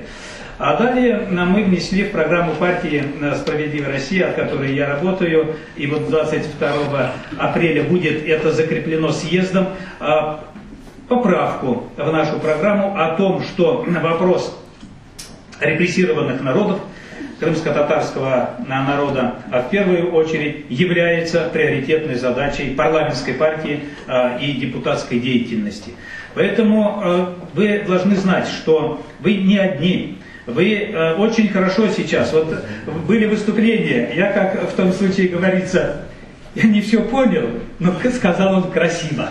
Так вот, ваша вот эта культура, ваше богатство такое, общение здесь, оно, конечно, впечатляет. И мне, честно говоря, очень приятно, что и ваш язык, и ваша культура, и ваше стремление к развитию, оно вот в таких шагах, вот в таких мероприятиях. И, конечно, это данная ситуация благодаря памяти Юрия Бекировича Османова. Это очень заметный человек не только крымско-татарского народа, но и в российской истории. Это заметный человек, и на память о нем будет жить. А наши с вами дела по всем вопросам восстановления, реабилитации – это лучшее доказательство той памяти, того почтения, которое мы сегодня здесь высказали Юрию Бекировичу Османову. Спасибо за такую возможность пообщаться с вами. Прекрасное мероприятие, и поздравляю вас с этим. Спасибо. Михаил Васильевич, одну минутку. Вот там, вот этого барина вы несколько раз упомянули, он, по всей видимости, либо оговорился, крым-татарский народ не диаспора, а коренной народ Крыма. Поправьте его как следует. Его поправлять можно, нужно, тем более, что мы с ним договорились о том, что в ближайшее время мы проведем специальное заседание с его участием в Федеральном агентстве и с вашим участием, с делегатами от НДКТ. А что касается оговорки, я бы не связывал ее с позицией, понимаете, диаспора может жить только или быть только за пределами страны, за пределами территории, тогда она диаспора. Не может быть крымско-татарский народ даже в России диаспорой. Эта диаспора может быть в Турции, в других странах. Это даже юридически не связано, поэтому я прошу... Но вы неплохо его защитили. Я хочу сказать, что у него глубокое уважение к крымско-татарскому народу, и я в ближайших консультациях с ним это могу свидетельствовать. Спасибо. Настолько глубокое, что я в нем утону. Так. Я предоставляю слово молодому нашему представителю национального движения крымских татар Велиеву Шевкету. Рустемов, да. Его отец мой брат, поэтому я больше Шевкета знаю. Салям алейкум. Очень приятно видеть сегодня полный зал. Это лишний раз свидетельствует о том, Тише, тише, ребята! Насколько Юрий Бекирович Османов был уважаемым человеком не только среди крымско-татарского народа, но и среди других народов, представители которых сегодня здесь присутствуют. Безусловно, сегодня очень много было сказано, и были даны соответствующие оценки Юрию Бекировичу, каким он был замечательным, прежде всего, общественно-политическим деятелем крымско-татарского народа, был поэтом.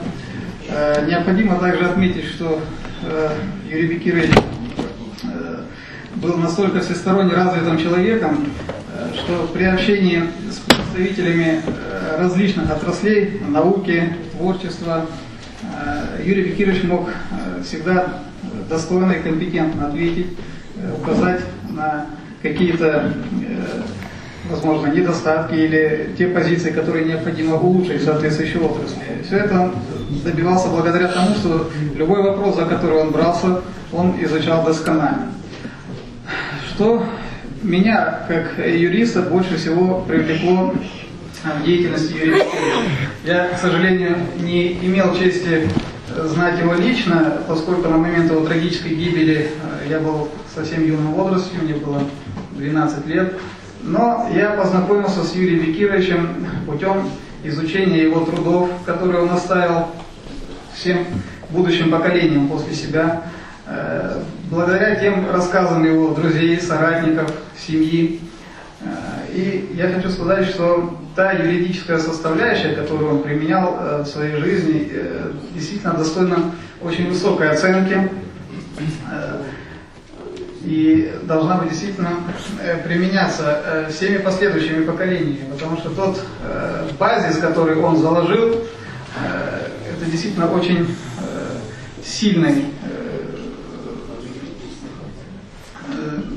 очень сильные документы. Я бы хотел сказать, что, как пример можно привести, что он и как юрист, хотя он был по образованию своему физиком-ядерщиком, но как юрист он имел очень высокие, одни из самых высоких оценок среди профессоров, кандидатов и докторов юридических наук. В качестве примера можно указать, что при разработке проекта Конституции Республики Крым в комиссию были включены, кроме прочего, доктора юридических наук из Харьковского университета, одного из самых сильнейших вузов Украины. В перерыве между заседаниями этой комиссии конституционной один из профессоров задает Юрию Бекировичу вопрос: Юрий Бекирович, какой вуз юридический вы окончили и специалистом в какой области права вы являетесь? Наверное, в конституционной. На что Юрий Бекирович, улыбнувшись, ответил, что он не заканчивал и не имеет юридического образования, он является физиком. О чем это говорит? Это говорит о том, что насколько люди из соответствующей правовой, занимающиеся соответствующей правовой деятельностью, высоко ценили этого человека. Необходимо также отметить, я бы хотел подчеркнуть, это особенно важно, что основной целью жизни Юрия Бекировича было восстановление, естественно, исторического и национального статуса крымско-татарского народа. Именно поэтому всю свою сознательную жизнь он посвятил участию в национальном движении крымских татар. Благодаря своему трудолюбию, интеллекту, одаренности, борцовским качествам, преданности делу восстановления прав и состояния крымско-татарского народа, Юрий Бекирович действительно по праву считается признанным лидером национального движения крымских татар. Какие цели ставил перед собой крымско-татарский народ, оболганный и репрессированный 18 мая 1944 года, находясь в местах высылки? Эти цели были сформированы в наказе крымско-татарского народа. Я перечислю их немного, но они включает в себя действительно все требования и чаяния народа. Это организованное возвращение крымско-татарского народа на свою национальную территорию Крым, компактное расселение во всех местах исторического проживания, восстановление декрета Ленина от 18 октября 1921 года о Крымской АССР, национальной социалистической государственности крымско-татарского народа. Возвращение всего, что захвачено, всего, что разграблено выселением и десятилетиями высылки. Полное и безусловное восстановление национального равноправия крымских татар, создание условий скорейшего преодоления деградации языка, культуры, фальсификации истории, последствий десятилетий дискриминации во всех сферах. И благодаря выступлениям предыдущих гостей мероприятия мы действительно видим, что проблема она действительно сохранилась и необходимы пути для ее разрешения. Почему крымско-татарский народ долгие годы не мог вернуться на свою историческую родину? Потому что не было соответствующего нормативного документа. Да, в 1956 году был указом Президиума Верховного Совета СССР 28 апреля были сняты ограничения по спецпоселению с крымских татар.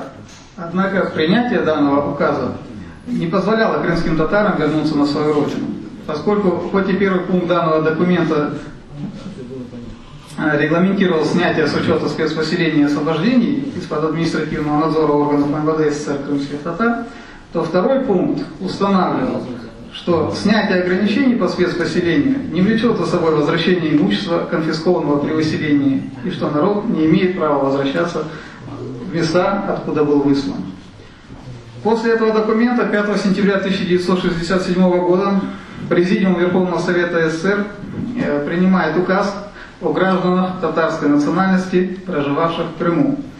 Пунктом 1 данного указа отменялись соответствующие решения государственных органов в части, содержавшие огульные обвинения в отношении крымских татар. Уверовав после принятия данного указа в разрешение крымско-татарского вопроса, крымские татары начали возвращаться на родину в Крым. Но, как оказалось на самом деле, в Крыму нас не ждали. И крымских татар, которые возвращались в Крым и пытались поселиться, вновь выдворяли за пределы полуострова. Ну, безусловно, чего можно было ожидать от документов, которые в одном только своем названии содержал искажающую объективность наименование нации крымских татар. То есть сам даже документ назвали о гражданах татарской национальности. Получается, что в Крымской АССР была такая нация, крымско-татарский народ, высылали в 1944 году соответствующим постановлением Госкомитета обороны крымских татар. Ну, а тут почему-то в 1967 году решили указать о гражданах татарской национальности, проживавших в Крыму. Почему этот документ также не давал возможности вернуться? Почему люди были обмануты?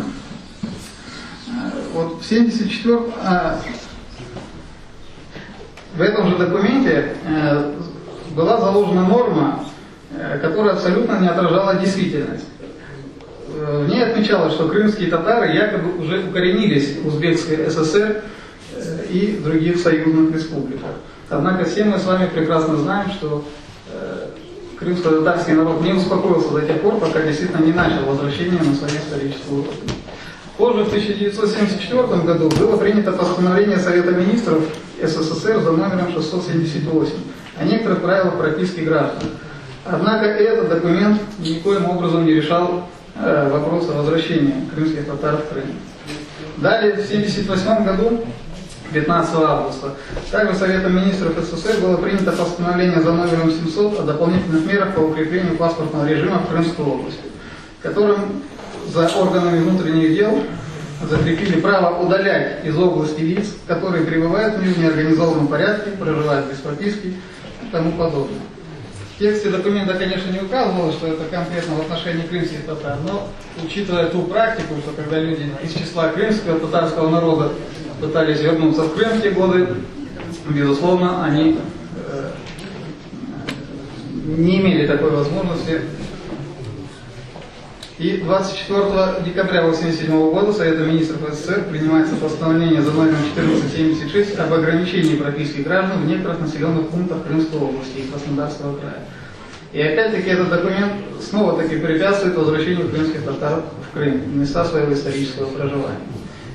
И вот 12 июля 1989 года Советом национальности Верховного Совета СССР была образована Государственная комиссия Верховного Совета СССР, комиссия под председательством Геннадия Ивановича Янаева, куда для работы приглашается Юрий Бекирович Османов.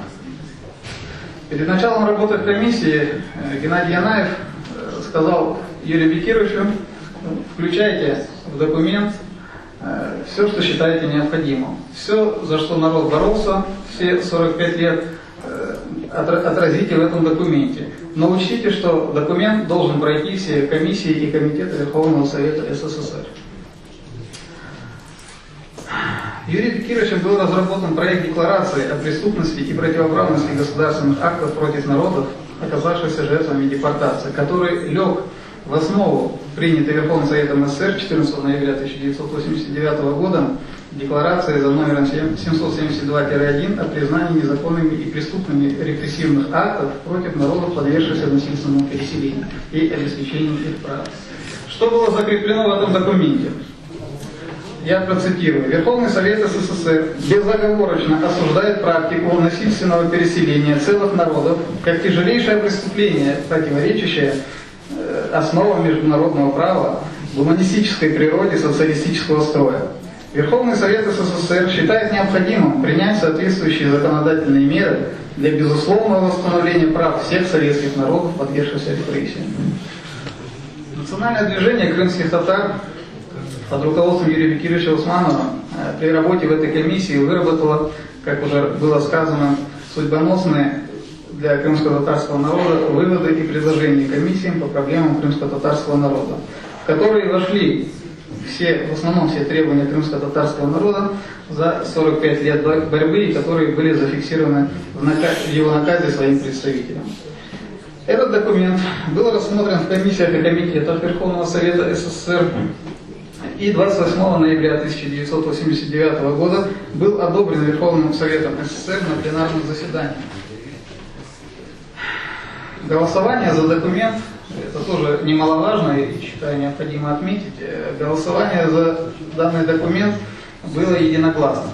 2250 депутатов поддержали этот документ, в том числе, что особенно важно, депутаты от Украинской ССР и РСФСР. Данным постановлением наказ крымско-татарского народа был воплощен в нормативно-правовой акт, то есть акт высшего органа государственной власти.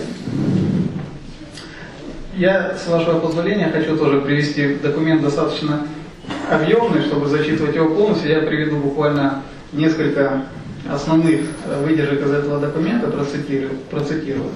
С целью восстановления исторической справедливости комиссия предлагает следующие мероприятия политического, государственно-правового, организационного и социально-экономического характера.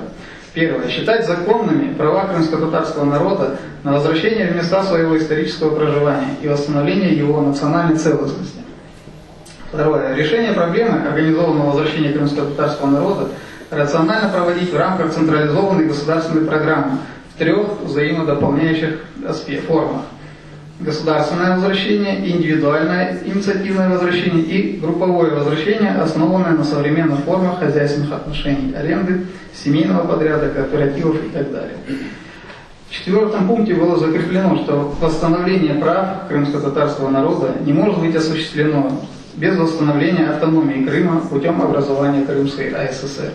Это соответствовало бы интересам как крымских татар, так и представителей других национальностей, проживающих ныне в Крыму.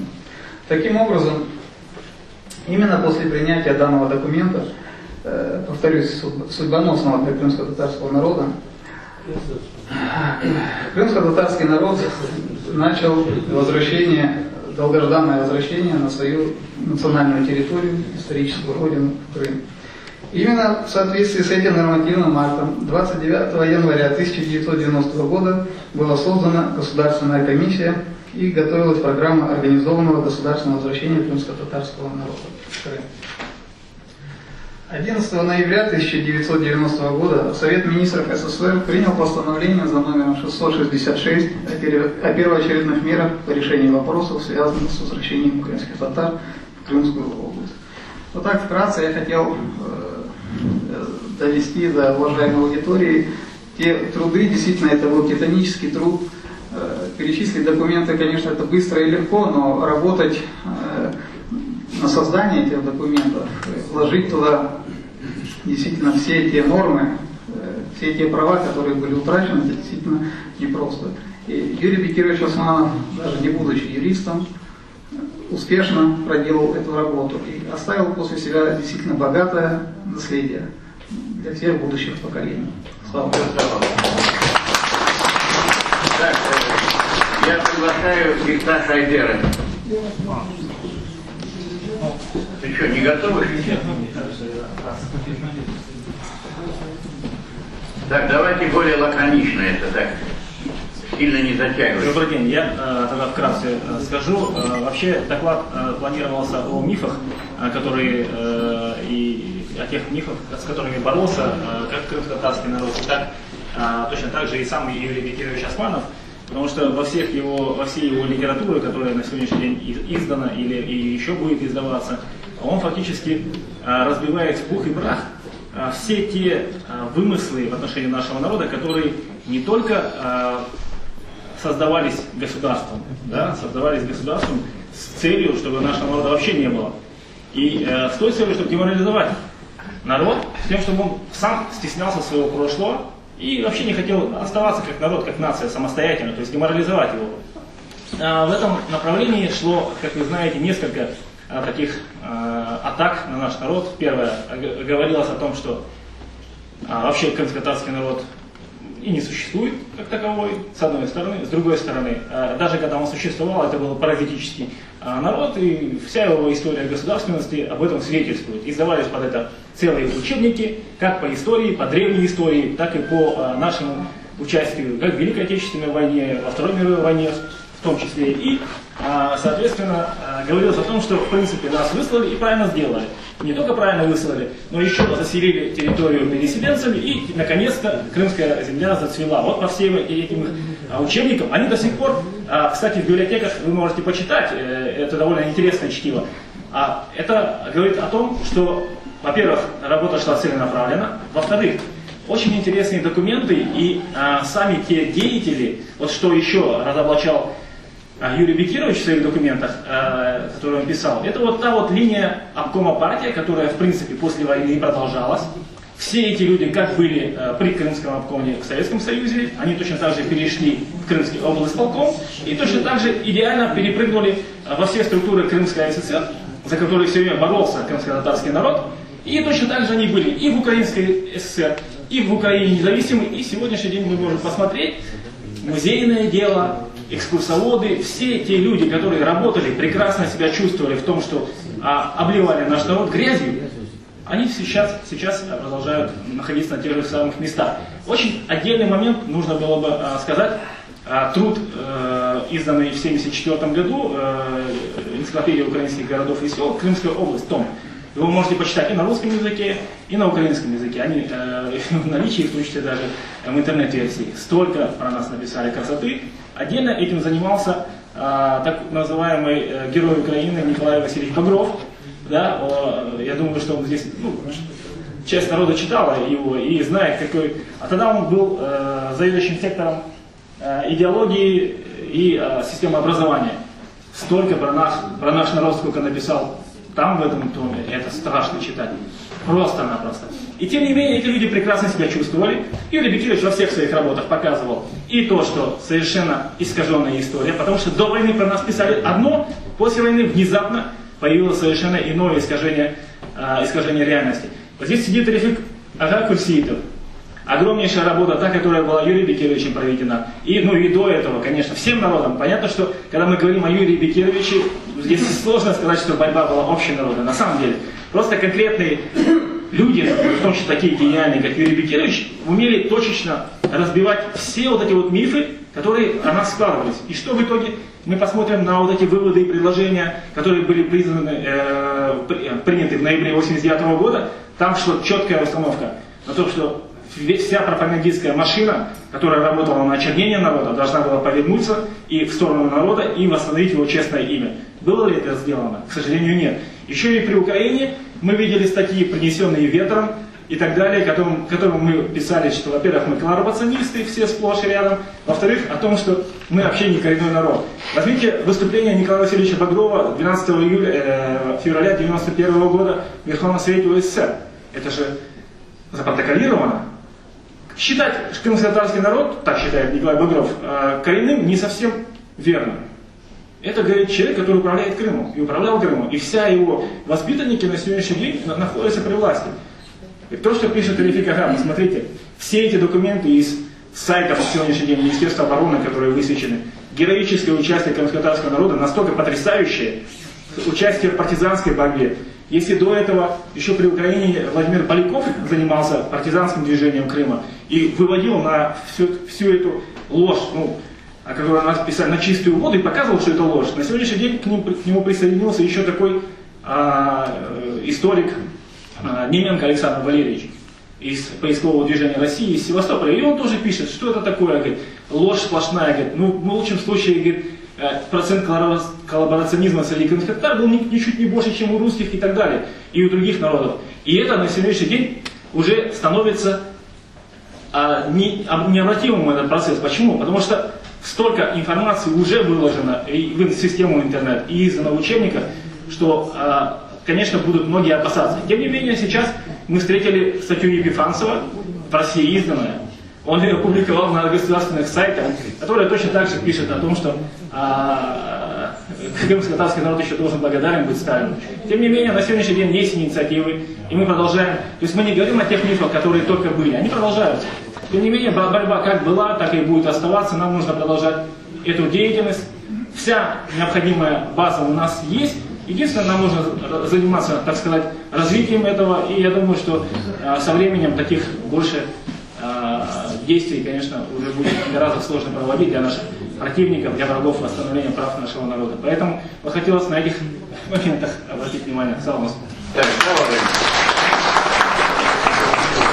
Докладчики закончились. Сейчас у нас записались выступающие. Давайте выступающим дадим по 3 минуты, потому что все устали. Только лаконично, конкретно, что вы хотите сказать, как вы знали Юрия Бекировича, что вы хотите сказать. Пожалуйста, это Мустафаев. Мустафаев? А Жилин нет,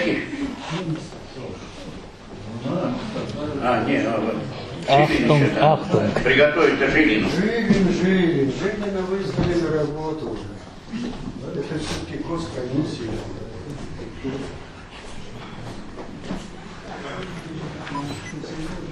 Я приношу свои глубочайшие извинения. Вы поймете, мною охватывает двоякое чувство. С одной стороны, мы собрались вспомнить одного из самых легендарных участников национального движения. Я как непосредственный, неоднократно с ним, на многих всесоюзных совещаниях присутствовал. Люди, как мы это прекрасно знаем.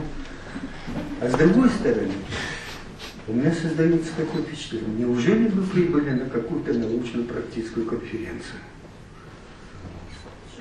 О развитии того, о развитии того, о развитии того и так далее, и так далее, и так далее.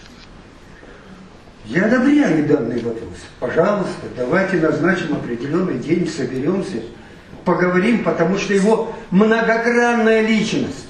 Он во всех вопросах, во всех аспектах участвовал.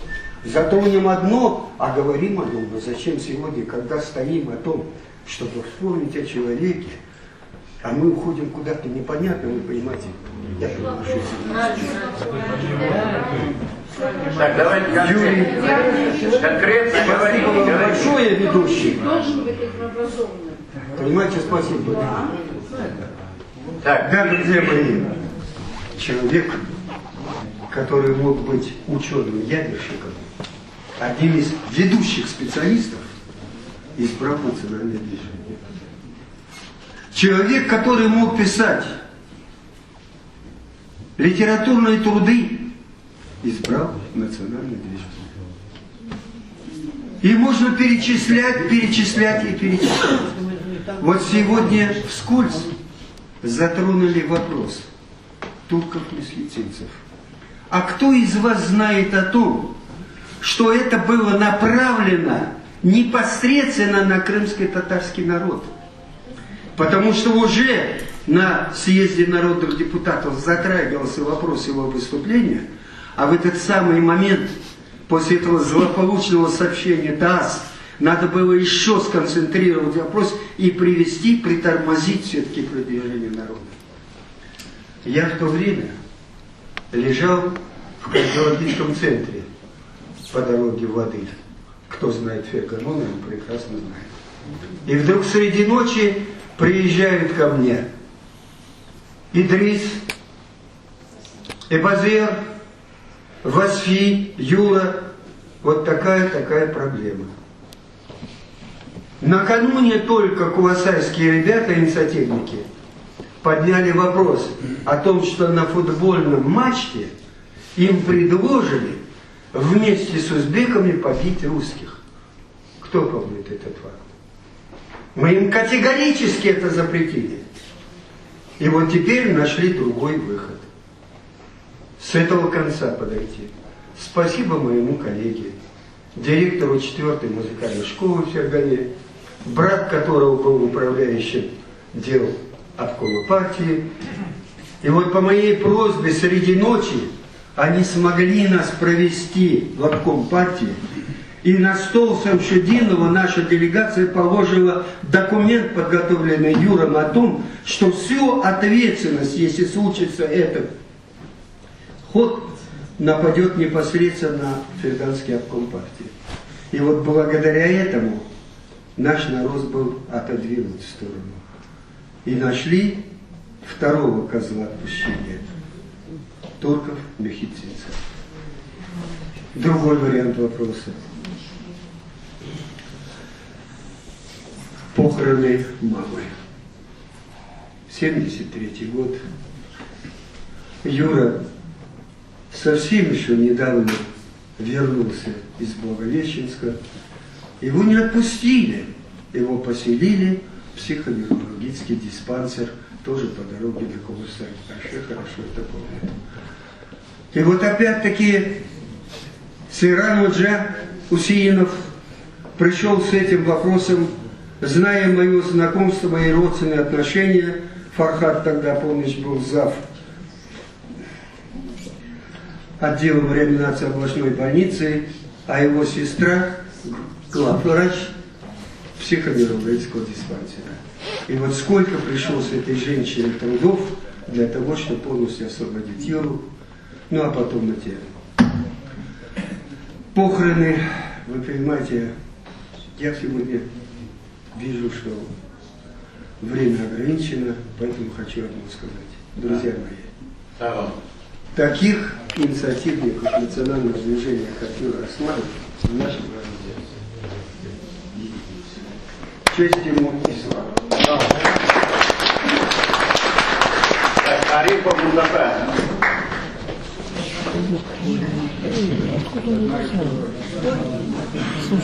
Который параллельно учился в МВТУ с Юрием Бекировичем. Я не забыл, в первой стадии развития Крымга. Так. Только давайте друг друга уважать, это сильно не затягивать. Вот как вот Мустафа, видите, как он молодец. Понял, что надо кончать. Rahmetli rahmetli Evliya Yüreğdeki Osmanlı'nın rahmetini bileceğim çıkana. Татар толкуется как вкусивший совесть. Так это переводится на всех языках. Татмак означает вкушать. Ар означает совесть. Юрий Бекирович Османов очень хорошо знал эту пословицу и соответствовал полностью своему татарскому назначению. Почему-то очень многие не хотят, чтобы я выступал об Османове Юрию Бекировичу. Каждый с разной стороны. Я учился вместе с Османовым Юрием Бекировичем в МБТУ имени Баумана в Москве. На протяжении 35 лет я взаимодействовал с ним определенным близким образом. Это было в определенном ритме, это было с определенной скважинностью. Мы с ним обсуждали очень основополагающие проблемы. Я являюсь системным разработчиком первых ракетных систем Советского Союза в Москве. В Советском Союзе я был под грифом ОВ особой важности.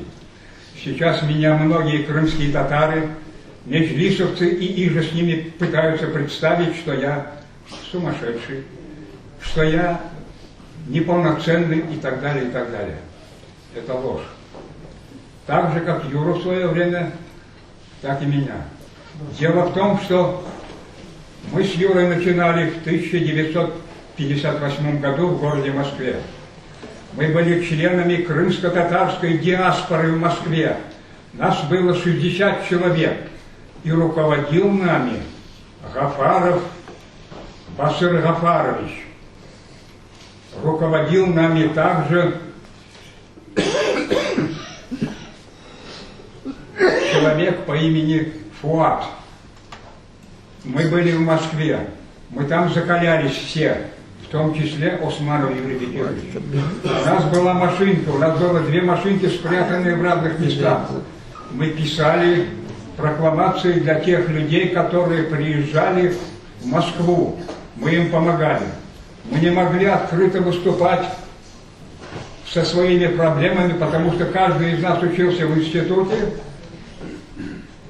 и мы тогда уже были под грифом совершенно секретно, потому что каждый бауманец под грифом совершенно секретно начинает свою учебу. Но мы выдержали, мы прошли. Эти 60 человек московской диаспоры, я могу перечислить пофамильно, я об этом пишу книгу, я пишу о первых этапах нашего становления в Москве. Это начиналось с 50-х годов 20 века. Само крымско-татарское национальное движение началось с 1947 года.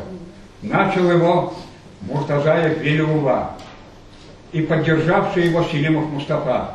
Оно начиналось как партийное движение, оно начиналось как партийные ячейки, и привлекались инициативники народа. То, что говорят меджлисовцы, это сплошная ложь. Мустафа пришел в крымско-татарское национальное движение молодым мальчишкой, я имею в виду Джемилева, в 1962 году. Когда мы с Шемизаде Бельданом пошли к нему, он сказал: крымско-татарская интеллигенция гнилая, ее надо мочить. И он всю жизнь мочил эту крымско-татарскую интеллигенцию. И Юра Османов попал под эту мельницу мочения интеллигентов крымских татар. Я провел очень тщательное исследование всех факторов и прочих моментов, приведших к нашему современному состоянию. Я пишу об этом книгу.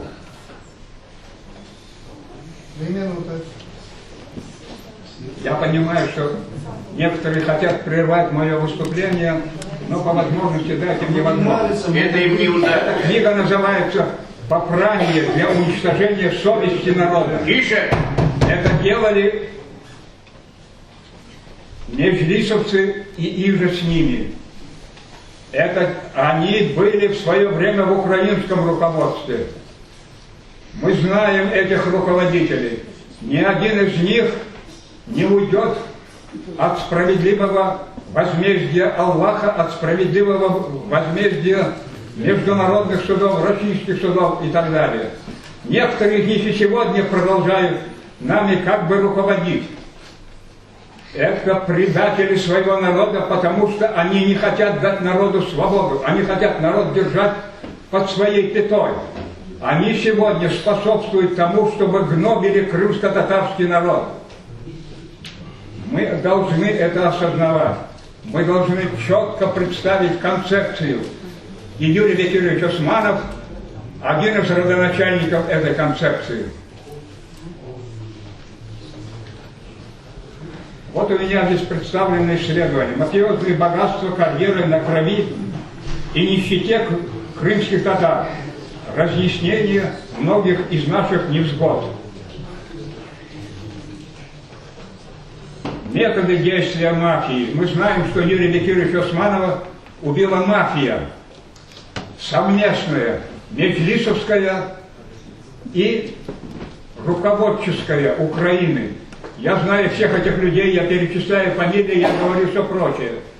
Это исследование уже передано всем руководителям всех движений России, присутствующих в парламенте Российской Федерации. И вот только осталась «Справедливая Россия», сидит человек, я ему сейчас передам это исследование. Методы действия мафии, мафиозности, круговая порука, сговор, нарушение морали, двурушничество, бессовестность и наглость, узурпация, коррупция, криминал, жестокость, вероломство. Вот это все причастно к деятельности против Юрия Османовича.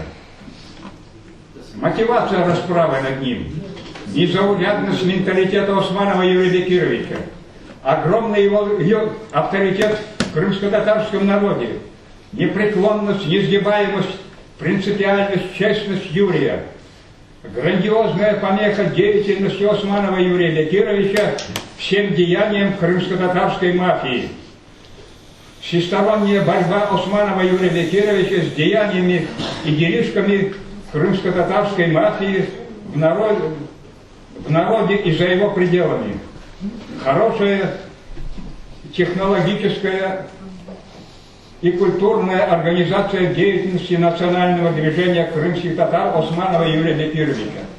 Однако я поправляю немножечко выступающих и говорю, что Османов Юрий Бекирович до 1991 года был только руководителем Ферганской части крымско-татарского национального движения.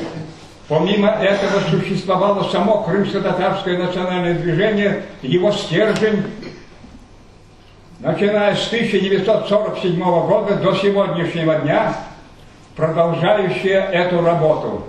И очень хорошо, что Османов Юрий Бекирович сумел возглавить с 1991 года это крыло.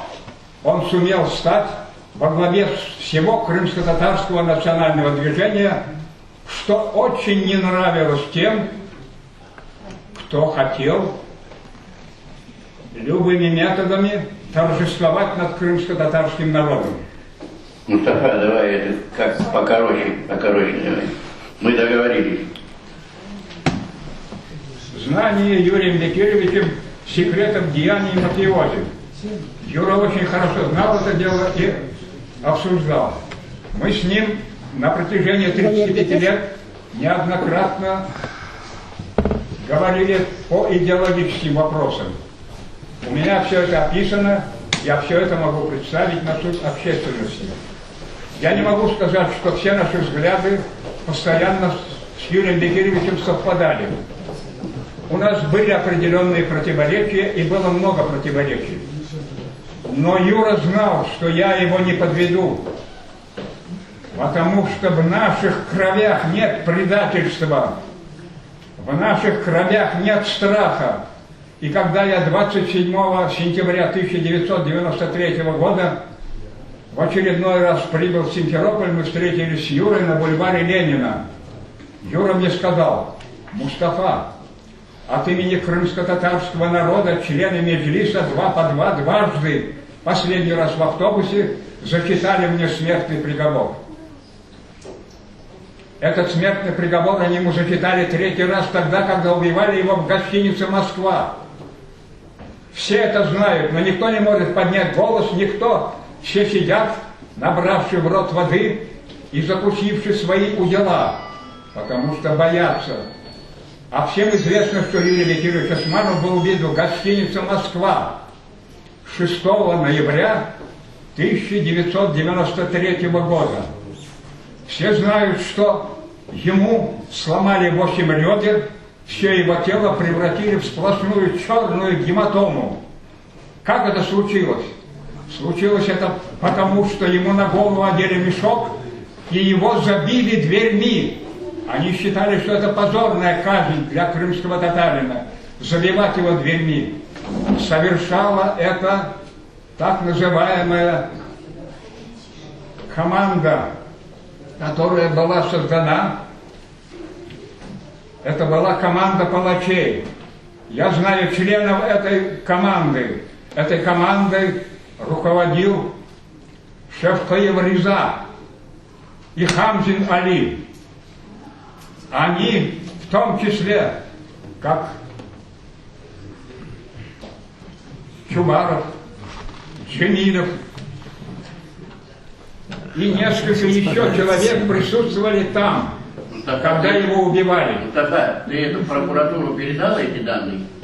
Я передавал эти данные Путину, Владимиру Владимировичу и так далее. Почему-то получается, что только я один заинтересован в том, что правда это всплыла. Прокуратуру нужно. Поклонская. Я думаю, что прокуратура заинтересуется этими вопросами тоже. Но я еще хочу сказать о комиссии Янаева Геннадия Ивановича. Дело в том, что те документы, которые приготовлены, готовились всеми членами комиссии Геннадия Ивановича Янаева, в том числе и Джемилевым Мустафой, в том числе мною, в том числе Османовым Юрием Бекировичем, но руководителем комиссии Янаева Геннадия Ивановича от крымских татар был не Османов Юрий Бекирович, а был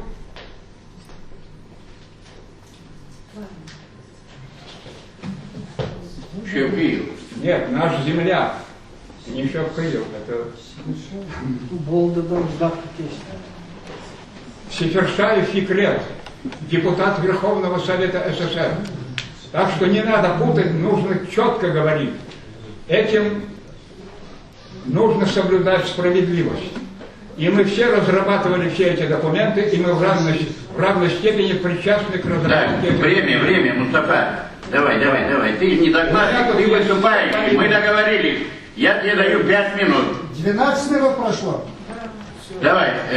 Эти документы в соответствующие органы надо передавать. Сейчас это... Что здесь рассказывать? Ну, раз вы не хотите, чтобы я выступал, я прекращаю. Ты достаточно выступил, мы тебе выслушали.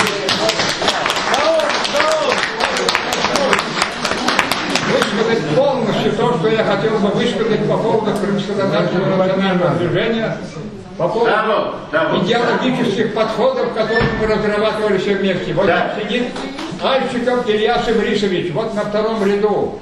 Он является одним из 60 московской диаспоры крымских татар. Он многое мог бы сказать, потому что среди нас были и Османов Юрий Бекирович, и Зиденов Сабри, и постоянно бывал Олжас Курменович.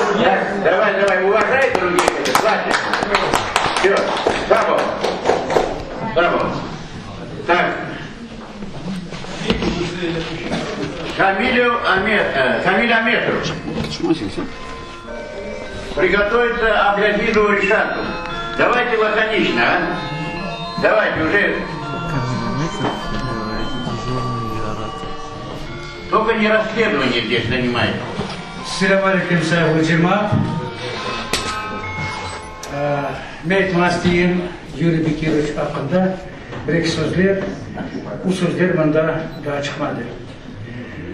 Ну, все вы знаете, что Юрий Бекирович жил в Фергане. Я тоже жил в Фергане.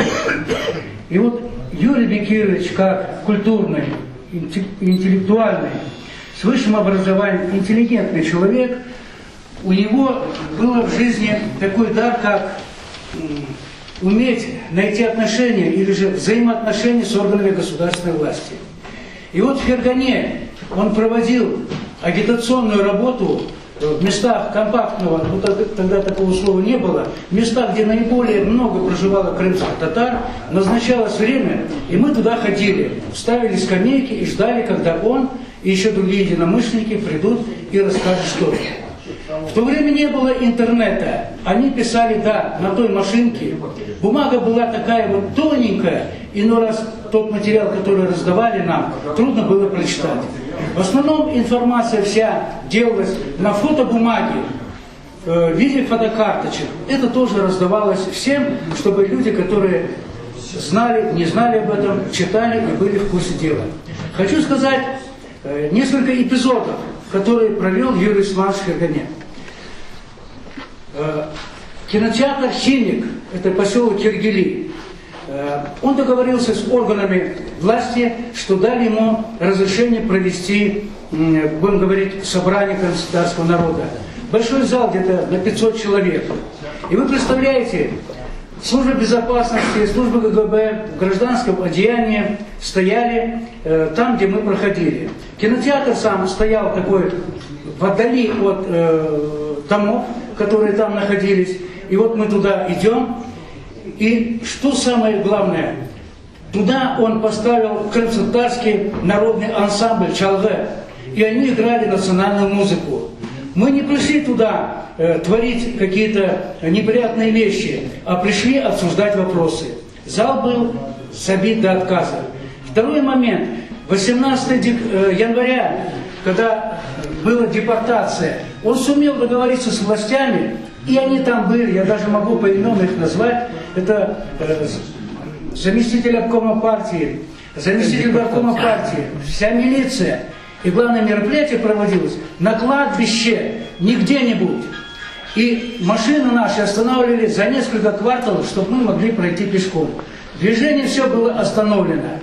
Прошло мероприятие. Выступили и представители горосполкома. Это говорит о чем? Что взаимодействие с органами власти, проведение мероприятий, он тогда отличался своими такими способностями.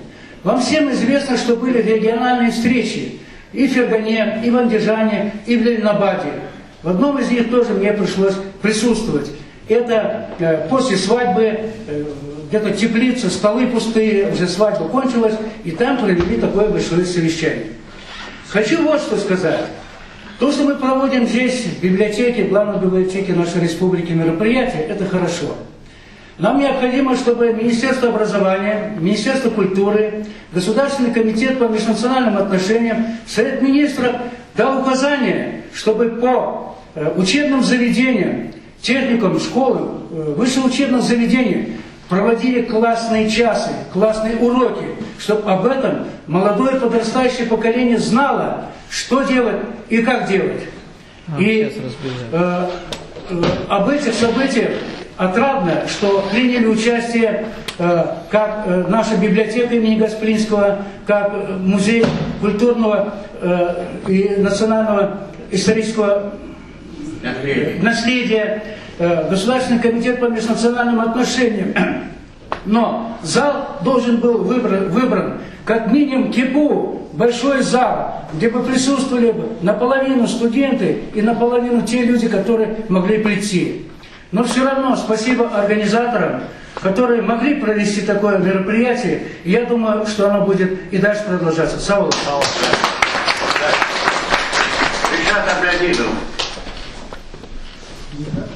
Так, приготовиться.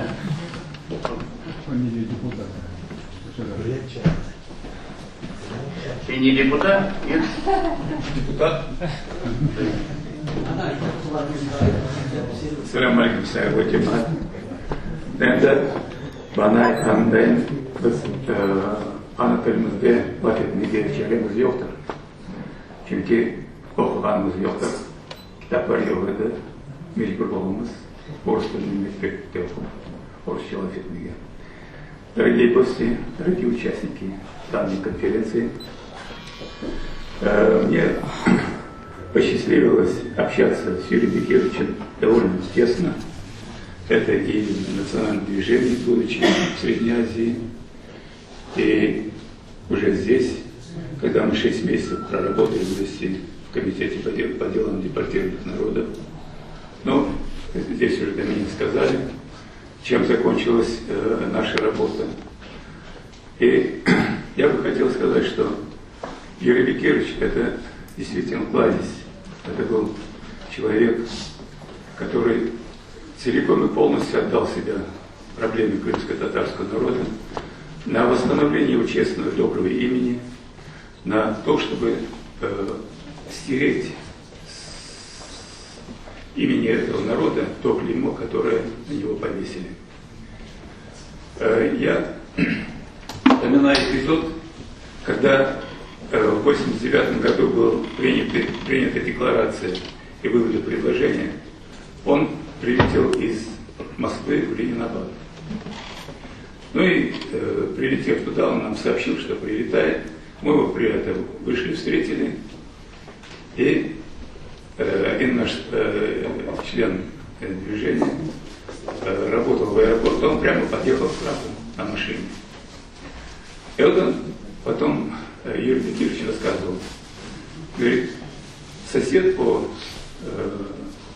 в самолете, ну, с ним разговаривались, то он ему говорит, Юрий Бекирович, вы не простой человек, вы не просто инженер. Он ему представился как инженер. Ну и когда уже машина подъехала и объявила, что Юрий Бекирович Османов, к машине подойдите, говорит, я же вам говорил. То есть вот такой вот был интересный этот эпизод. Так вот, после этого мы поехали, все вместе собрались в Каракуме, представители национального движения Ленинабадской области. И нужно было видеть глаза Юрия Османова, как он вот это все преподносил, как все вот это вот получилось, как принималось. Вот именно то, что, по сути дела, все пункты наказа народа были отражены в этих документах. Неоднократно мы с ним бывали в Москве, посещали ряд министерств и ведомств. И вот и еще такой вот момент, когда первый раз за всю историю нам удалось пробить 50 мест в ведущие институты, вузы СССР. Это вот сколько было вот в нем вдохновения, и как он вот этому всему радовался. То есть каждая мелочь, ну, вроде бы это по сравнению со всем это мелочь, но это все, как она доставалась и как это было. Ришат, у тебя еще минута есть. Хорошо. Вот мне еще добавишь. И вот когда распространяли документы, по сути дела, каждому депутату и во все союзные республики везде были направлены документы. И вот каждому региону было направление. И встречаю, в одно здание я заходил, Ильмир Умеров выходит оттуда навстречу, в дверях встретились. Он мне спрашивает, а с каким депутатам вы дали документы? Я говорю, всем, и каждому по несколько. Тогда мы уже это и фотографировали, на печатных машинках это было сложно делать, конечно. Вот такие эпизоды, которые были. Теперь хочу сказать вот о таком моменте, как я сегодня вспомнил песню, все мы в молодости помним, наверное, Бухенвальдский наград. И вот меня вот эта вот песня «Люди мира, на минуту встаньте», «Крымские татары, на минуту встаньте», это раздается в Бухенвальде. Хочу сказать, что сегодня для нашего народа это то положение, в котором мы сейчас оказались. Мы оказались заложниками того Госсовета, тех его участников, которые вершат судьбу за нас. Это и Конституция, это и выборы, это и принятие за нас все, что они хотят, и все, что проводят, и образование. Поэтому я хочу, чтобы действительно вот инициатива общения с депутатом Государственной Думы, я думаю, что эту инициативу надо поддерживать, и надо больше вот это вот распространять. Потому что, сейчас, секундочку. Да, и еще хочу сказать, сегодня наш народ, наше движение раздроблено, и вот эти вот силы, которые пытаются это сделать, они на высоте оказались. Поэтому я хочу сказать, сегодня нам надо объединиться, несмотря ни на что. У нас есть основной документ, наказ народа. И все говорят, наказ народа, но никто, по сути дела, не хочет. Я хочу, чтобы итогом этой конференции была резолюция, которая обратится к крымско-татарскому народу с тем, чтобы объединиться. И мы не должны говорить, это за Меджлис, это за Милли Фирка, это за то, это за это. Мы все крымские татары. Мы все должны быть вместе, мы все должны быть едины. Я за то, чтобы обратиться к крымско-татарскому народу с тем, чтобы мы объединились.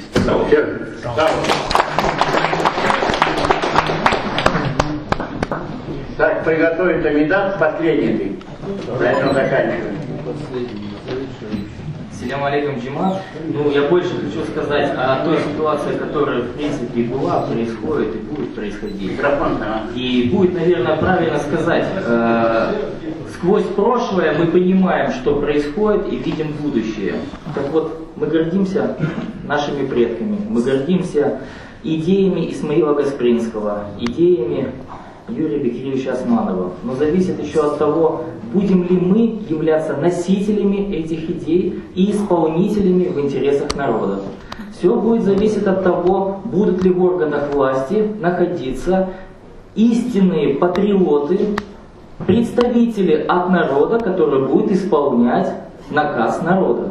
На данном этапе находятся представители межлис-лобби, но не представители народа. Почему? Потому что любая общность, независимо от того, какая-либо партия, либо организация, она преследует интересы внутрипартийной, внутриорганизационной, внутри своей правовой структуры. А если у нас будут представители от народа и выполнять наказ народа, то они будут представители от народа, а не представители различных партий. Как результат, что мы видим? Выступление главы Республики Заура Смирнова, на котором написано: права крымских татар в полной мере защищены государством. На самом деле это вранье наглое. Идет полный саботаж указа президента. Мало того, что этот закон недоработан, конечно, хочется сказать спасибо справедливой партии, которая проявляет уважение крымским татарам в лице депутата Госдумы. А Единая Россия, которая занимает монополию, она даже не присутствует, не считает нужным с нами считаться.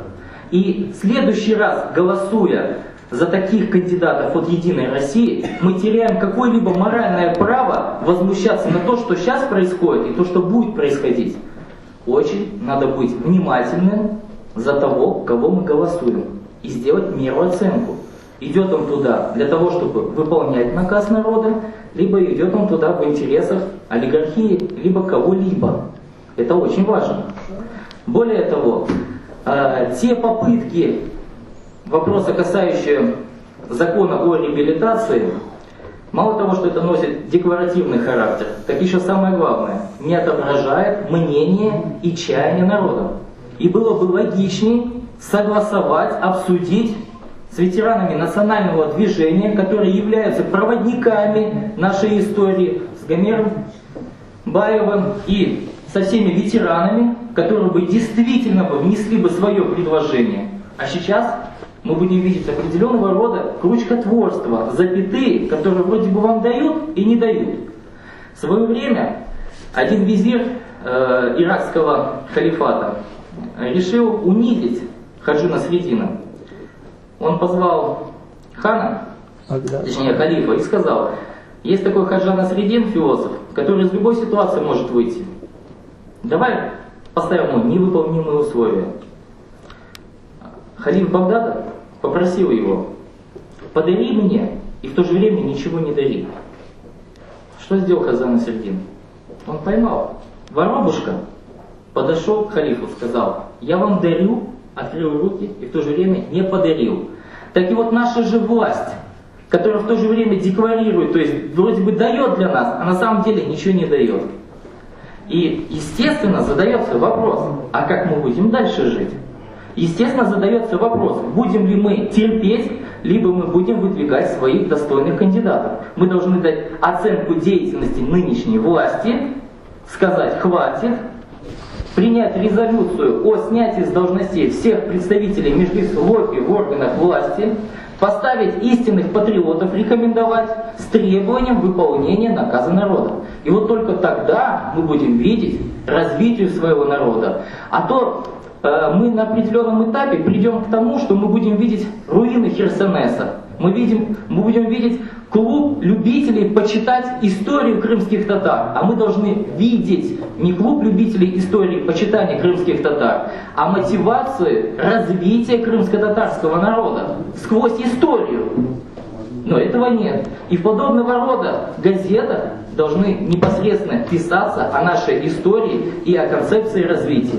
Поэтому и не говорят.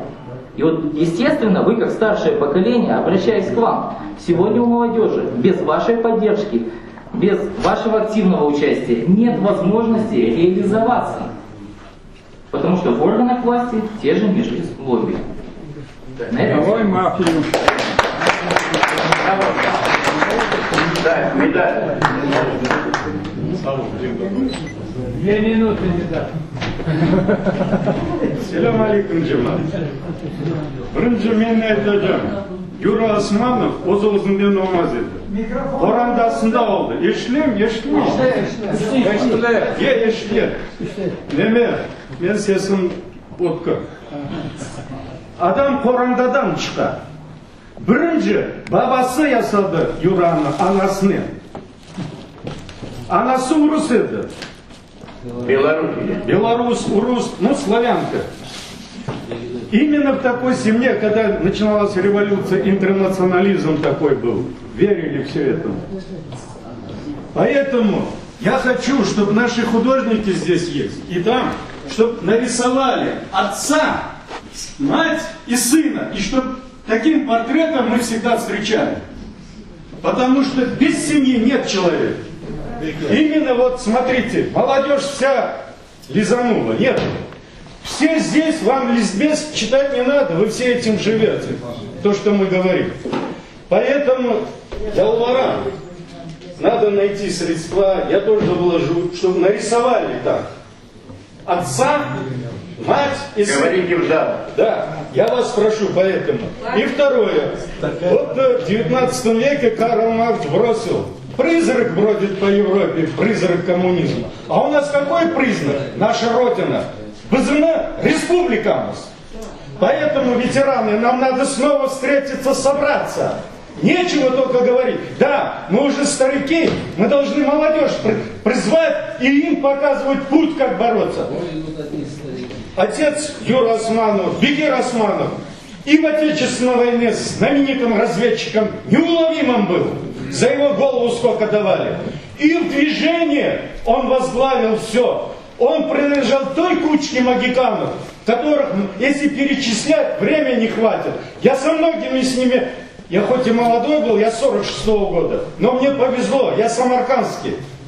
И сколько я перед глазами наших ведущих знаю, среди нас очень много хороших людей. Нам надо снова собраться. Собраться и начать новое движение. Все. По многочисленным просьбам просит дать слово последнему вот, Шакал Али. Да, это вы, да?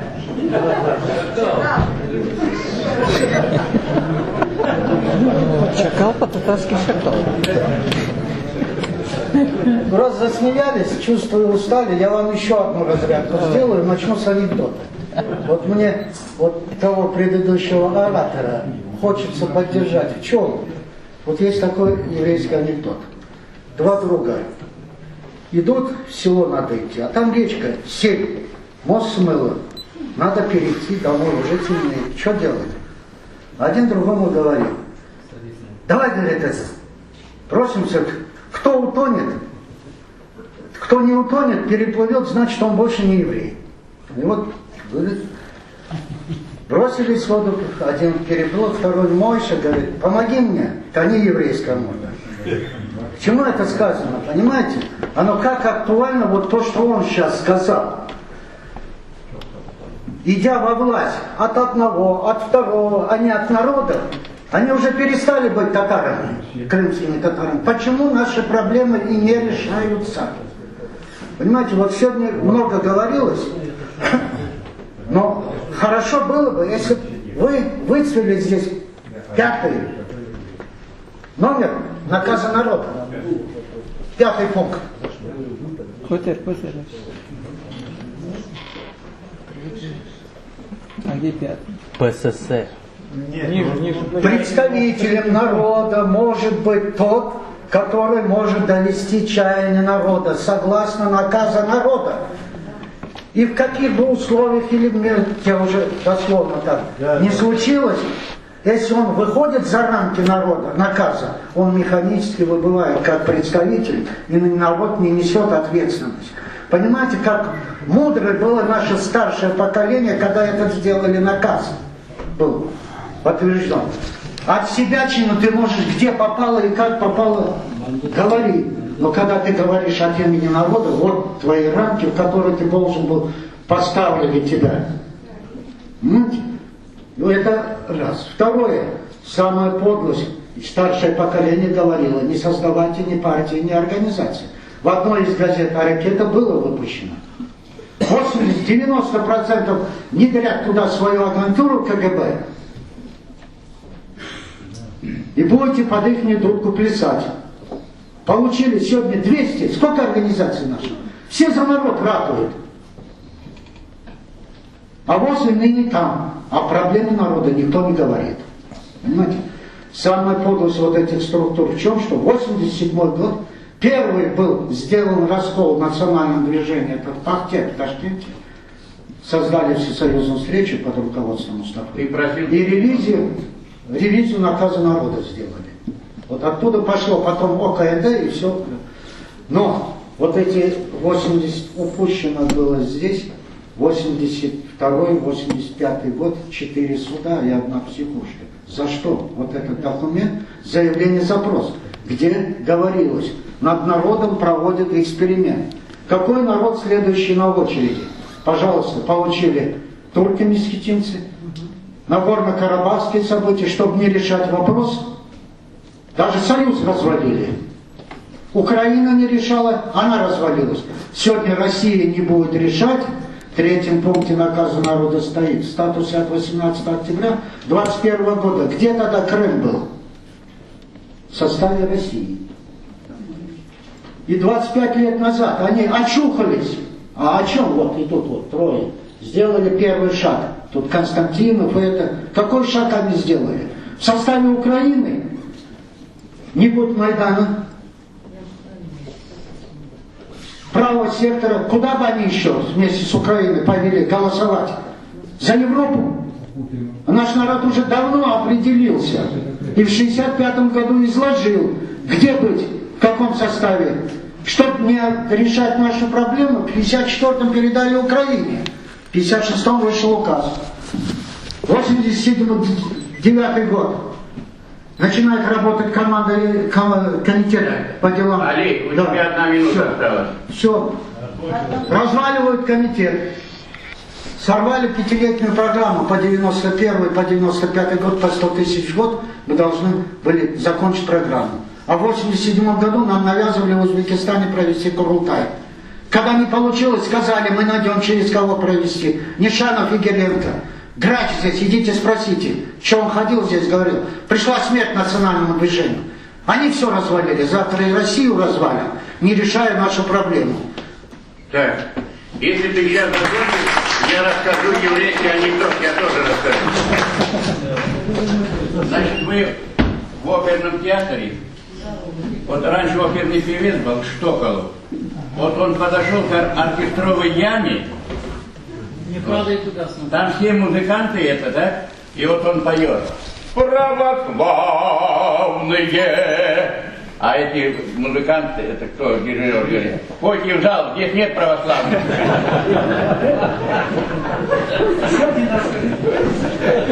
Так, Павел Зима, вы все устали, так?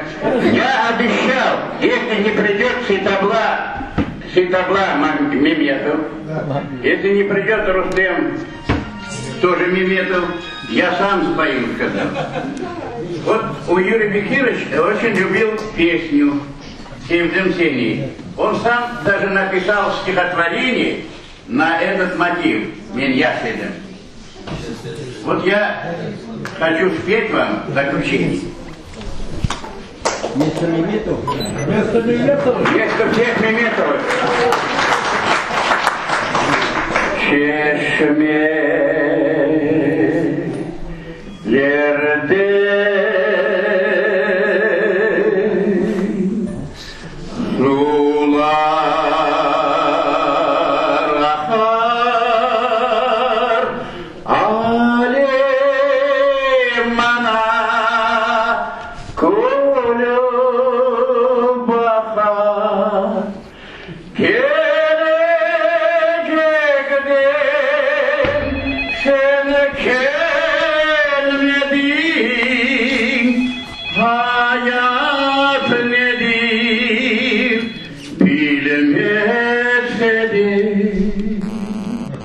men yaşadım serbest elim sevgi nedir bilmesedim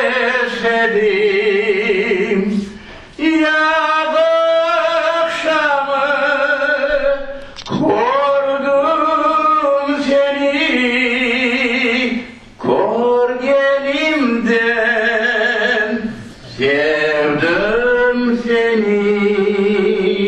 А вот Юра его слова. Его стихотворение, тише. Тех давних пор, как мир живет, в седых волнах мой Крым плывет, пьет воду древний Аюда и не насытит всадника. Есть холодно.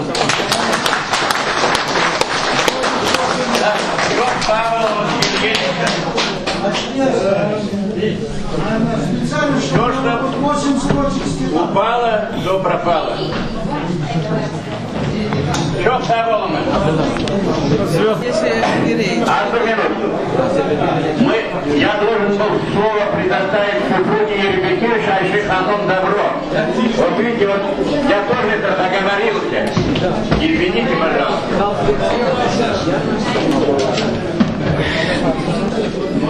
Вот это я шляпу Гиппократа нарушил. Если есть какие-то ко мне вопросы, звоните. Сейчас. 80 Facebook. Ну дайте ей слово там. Вы уважаете вот это. Уважаемые гости. Микрофон. Добрый день, уважаемые гости.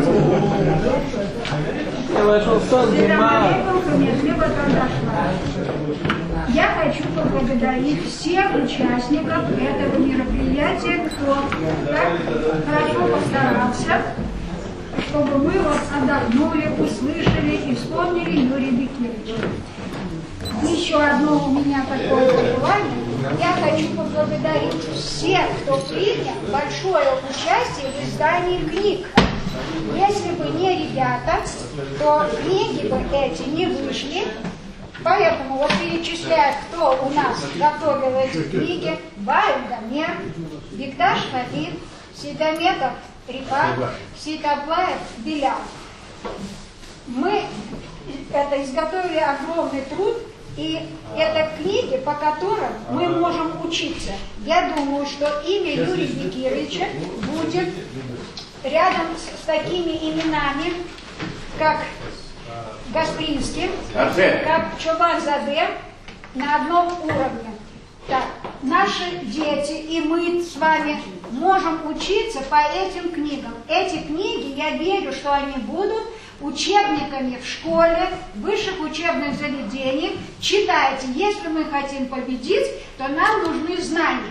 Без знаний мы ничего не сможем сделать. Поэтому всем вам желаю прочесть все книги Юрия Бекировича. Большое вам спасибо.